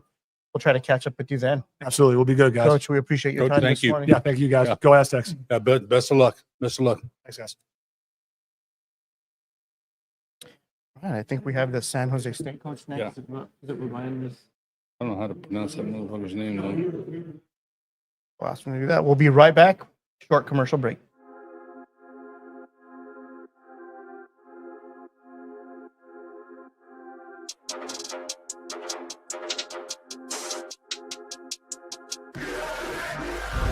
You can't manage this, can't break this, boy, I'm funded. Gotta keep my distance when you not 100, From the same one say they love you, late and funny, You can't match my energy, and yeah, you know it, Way too cold, yeah, man, I'm way too cold, Way too cold, yeah, man, I'm way too cold, Way too cold, yeah, man, I'm way too cold, Yes, I meant it, yeah, man, I'm way too cold, Hey, I'm a problem when I'm on top like this why this on the flow, hey. Gotta keep my fur coat close, cause I'm a boss and I'm way too cold. I didn't really wanna come ask me why I gotta act like this. Tell them that my pockets too swollen, they already know I'm a flex with a bag like this. Like, I'm at the top and that's literal. I'm making money, it's digital. They watch how I step in this pivotal. They wanna be me and it's pitiful. I cannot be no one else and I'm flexing, I'm glad to be me. There's no angle they can come for me, boy, I'm 0 degrees. Way too cold. You can't manage this game.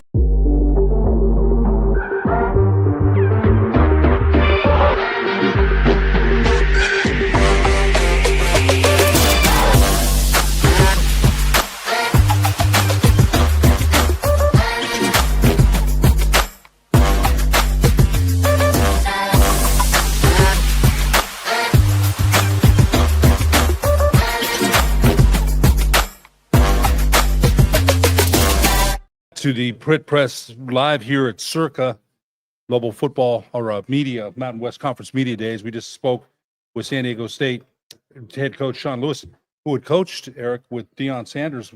Guy, man, he's rapid fire.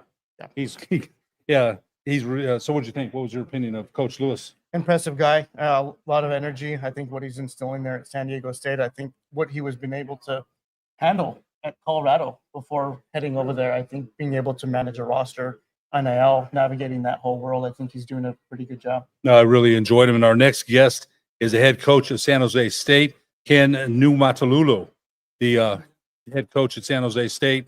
Coach, welcome to the Pit Press Live. We appreciate you joining us. Thanks for having me. You know, I'll open up with the first question. You know, I read a little bit about your resume, and you had you're the head coach at the Naval Academy from 2007 to 2022, and accumulated a real nice resume, nice record there. Tell us about your time there coaching at the Naval Academy. Well, I was there for 25 years. Loved being there. Raised my family there. Being a head coach for 15 years at one place is, hard to do, but I felt very grateful because my kids were able to be at one place. Loved it there. Loved the players I coached. Loved the people I was around, but it was a great experience. Yeah, it sounds like it. You also played in college, the quarterback for the University of Hawaii. Tell us a little bit about that, because you run. We mentioned the spread and shred offense, which I don't know if it's any concept of June Jones run and shoot, probably not. But offenses have changed so much in the past couple of years. But tell us what your experience was as playing quarterback back in the day at the University of Hawaii. I played for Dick Tomey and Bob Wagner were the head coaches. Paul Johnson was the offensive coordinator. We ran the option there, but we had two offenses there. Jones was my quarterback coach when I first got there, but we weren't running run and shoot back then. Loved my time there. There are 4 Rainbow Warriors on my staff, both offensive coordinator, wide receiver coach, and our D-line coach. It was a great time. In the 80s, we had a lot of success. Had some battles in New Mexico over the years. Oh, yeah. But enjoyed my time there. Eric? Coach, we had a chance to talk with some of the Air Force Academy guys earlier yesterday, and they were very prideful in talking about the rivalries with Army and Navy and being able to go against other military universities and schools. Can you talk a bit about your experience with Navy, the pageantry, and those rivalries specifically, and how much pride the individuals have with it and bragging rights essentially when they're encountering other people around the country? Well, I think the service academies, being at the Naval Academy, we love playing against Air Force and Army. For our guys, it's their last time that they, none of them are going to the NFL. They're all going to serve our country after. So those games are big. The rivalry and the pageantry of those games are huge. Those are games that I'll always remember. Had some battles over the years with Air Force, had battles with Army over the years. And, the pageantry of the game, like you said, it's a spectacle, and they're pretty impressive. Coach, within the service academies, NIL doesn't exist. Transfer portal is very hard to navigate. You making the jump to San Jose State, how has that, the shift in college sports, how has that kind of crossed your mind, and how are you navigating that now? I think we're all just trying to figure it out and do the best we can. I feel like if the portal and NIL and revenue sharing had been in football for 10 years or so, I'd be behind, but nobody knows all the answers. Everybody's trying to figure it out.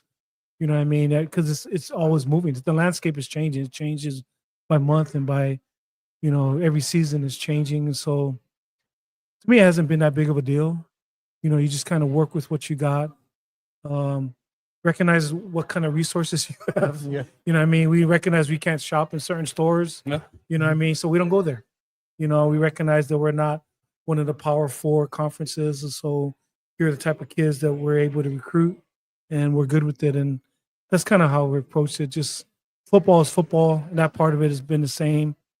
But the portal, the NIL, and revenue sharing, all of it's new, and all of it's that landscape's still changing. And I think all of us are trying to figure it out the best we can. Yeah, well, I think the San Jose State football program has been notoriously a good program, has been a winning program. Last year, I think they had USC on the ropes early in the season. How do you build off that last year and then coming into this year and then placing your DNA within the program what did you take from the Naval Academy and trying to instill Well, moving forward? this is my second year. Oh, This is my second year at San Jose, and so last year I thought we did a good job. Went to a bowl game. You know what I mean? Bowl games are hard to go by, and so with the fluctuation, because last year this time I just got hired, so pretty chaotic last year because I got hired January 21st. So there's a lot of portal guys leaving. Some guys went with Coach Brennan to Arizona.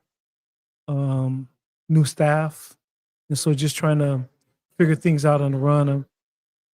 You always want to win more games. Feel like we could have won more games last year, but beating Oregon State on the road, beating Stanford, 2 Power 4 schools, going to a bowl game in the first year being there. I mean, I'm happy. Feel like we could have done some better things, but I feel like this year, hopefully, it'll be better. Ed. Coach, your upcoming schedule this year, you've got Texas on your schedule, Central Michigan. But I wanted to ask, we talked about the spread and shred offense that you run, and talk about quarterback Walker Edgett and his ability to run your offense. Well, he kind of came in towards the ending part of the last season. We didn't name our starter until the week of our first game last year. And then he wasn't the starter. And he came in maybe midway through the season, did some really good things, played in our bowl game.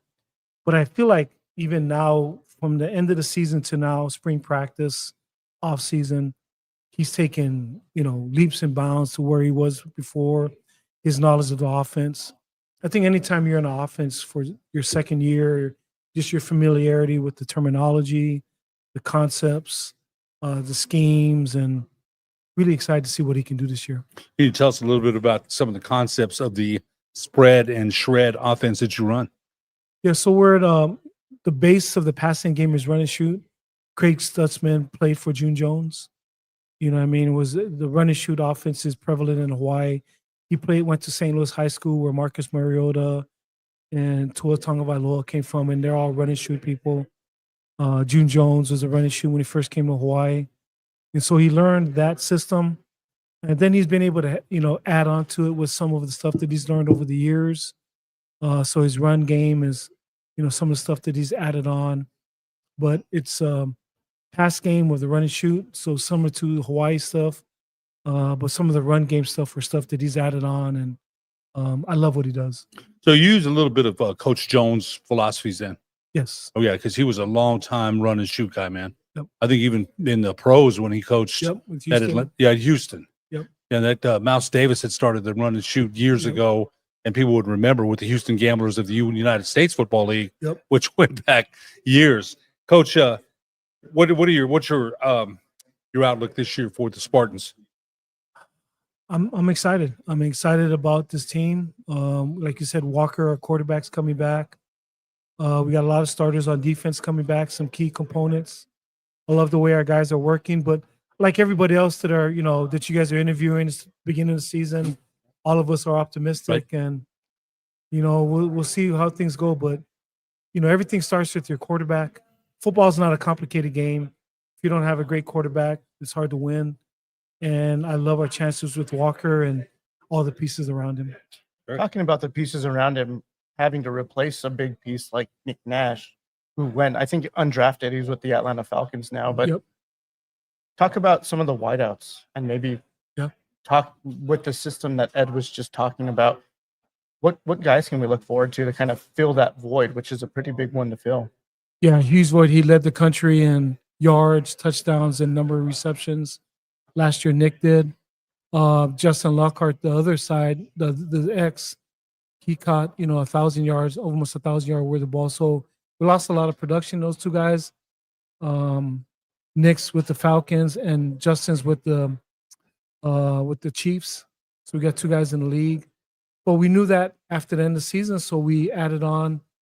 We got Matt Coleman coming back, who caught over 100 yards with the balls in the bowl game. Cooper Hoke is the guys coming back. But the guys that we added on, Leland Smith came from Purdue. Malachi Riley came from Arizona.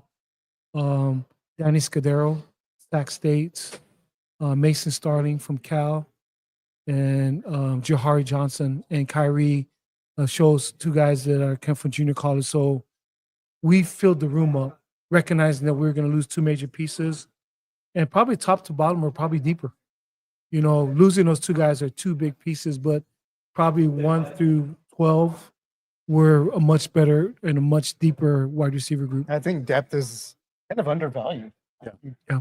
You No get doubt really about top it. heavy and injuries happen. Like you never know. But looking at your schedule, Coach, you guys play at Stanford again. But week 2, September 6th, you guys are at Texas. Talk about the sizable opportunity that could be for your program. Yeah, when I first saw that, I was wondering who scheduled that game. But you know, yeah, it's going to be a tall challenge for us. You know, in a lot of polls they're ranked 1 or 2. You know, they play Ohio State before us, so those probably the 2 top teams in the country will play. Coach Sarkisian is a great coach, great coaching staff. They've assembled a great roster. It's gonna be a tough team to beat, but our kids are gonna be looking forward to that. Obviously, we got to worry about Central Michigan first, but that will be a great challenge for us. The football stadium at San Jose has been under construction. There's been a lot of renovations going on. Can you share a little bit about what's going on with that and how the program's trying to not reinvent itself, but the university is trying to make some investments to try to get the program uplifted? When I was at the Naval Academy, we played them a couple times there, and what they've done to the stadium's really nice. We got new facilities, and I lucked into it because I came into it last year, and the press box side had just opened up. Our facilities had just opened up, so you know I was the beneficiary of the guys before me, and you know I'm appreciative of it. You know, we got a nice weight room and locker room, and you know everybody's trying to build their facilities the best you can, and I'm grateful for what we have. Coach Ken Niumatalolo, the San Jose State head football coach, we sure appreciate you being our guest on the Pit Press Live this morning. Wish you best of luck this season. Thank you, guys. Thanks You for having bet. me. Thank you. You bet. We'll be right back.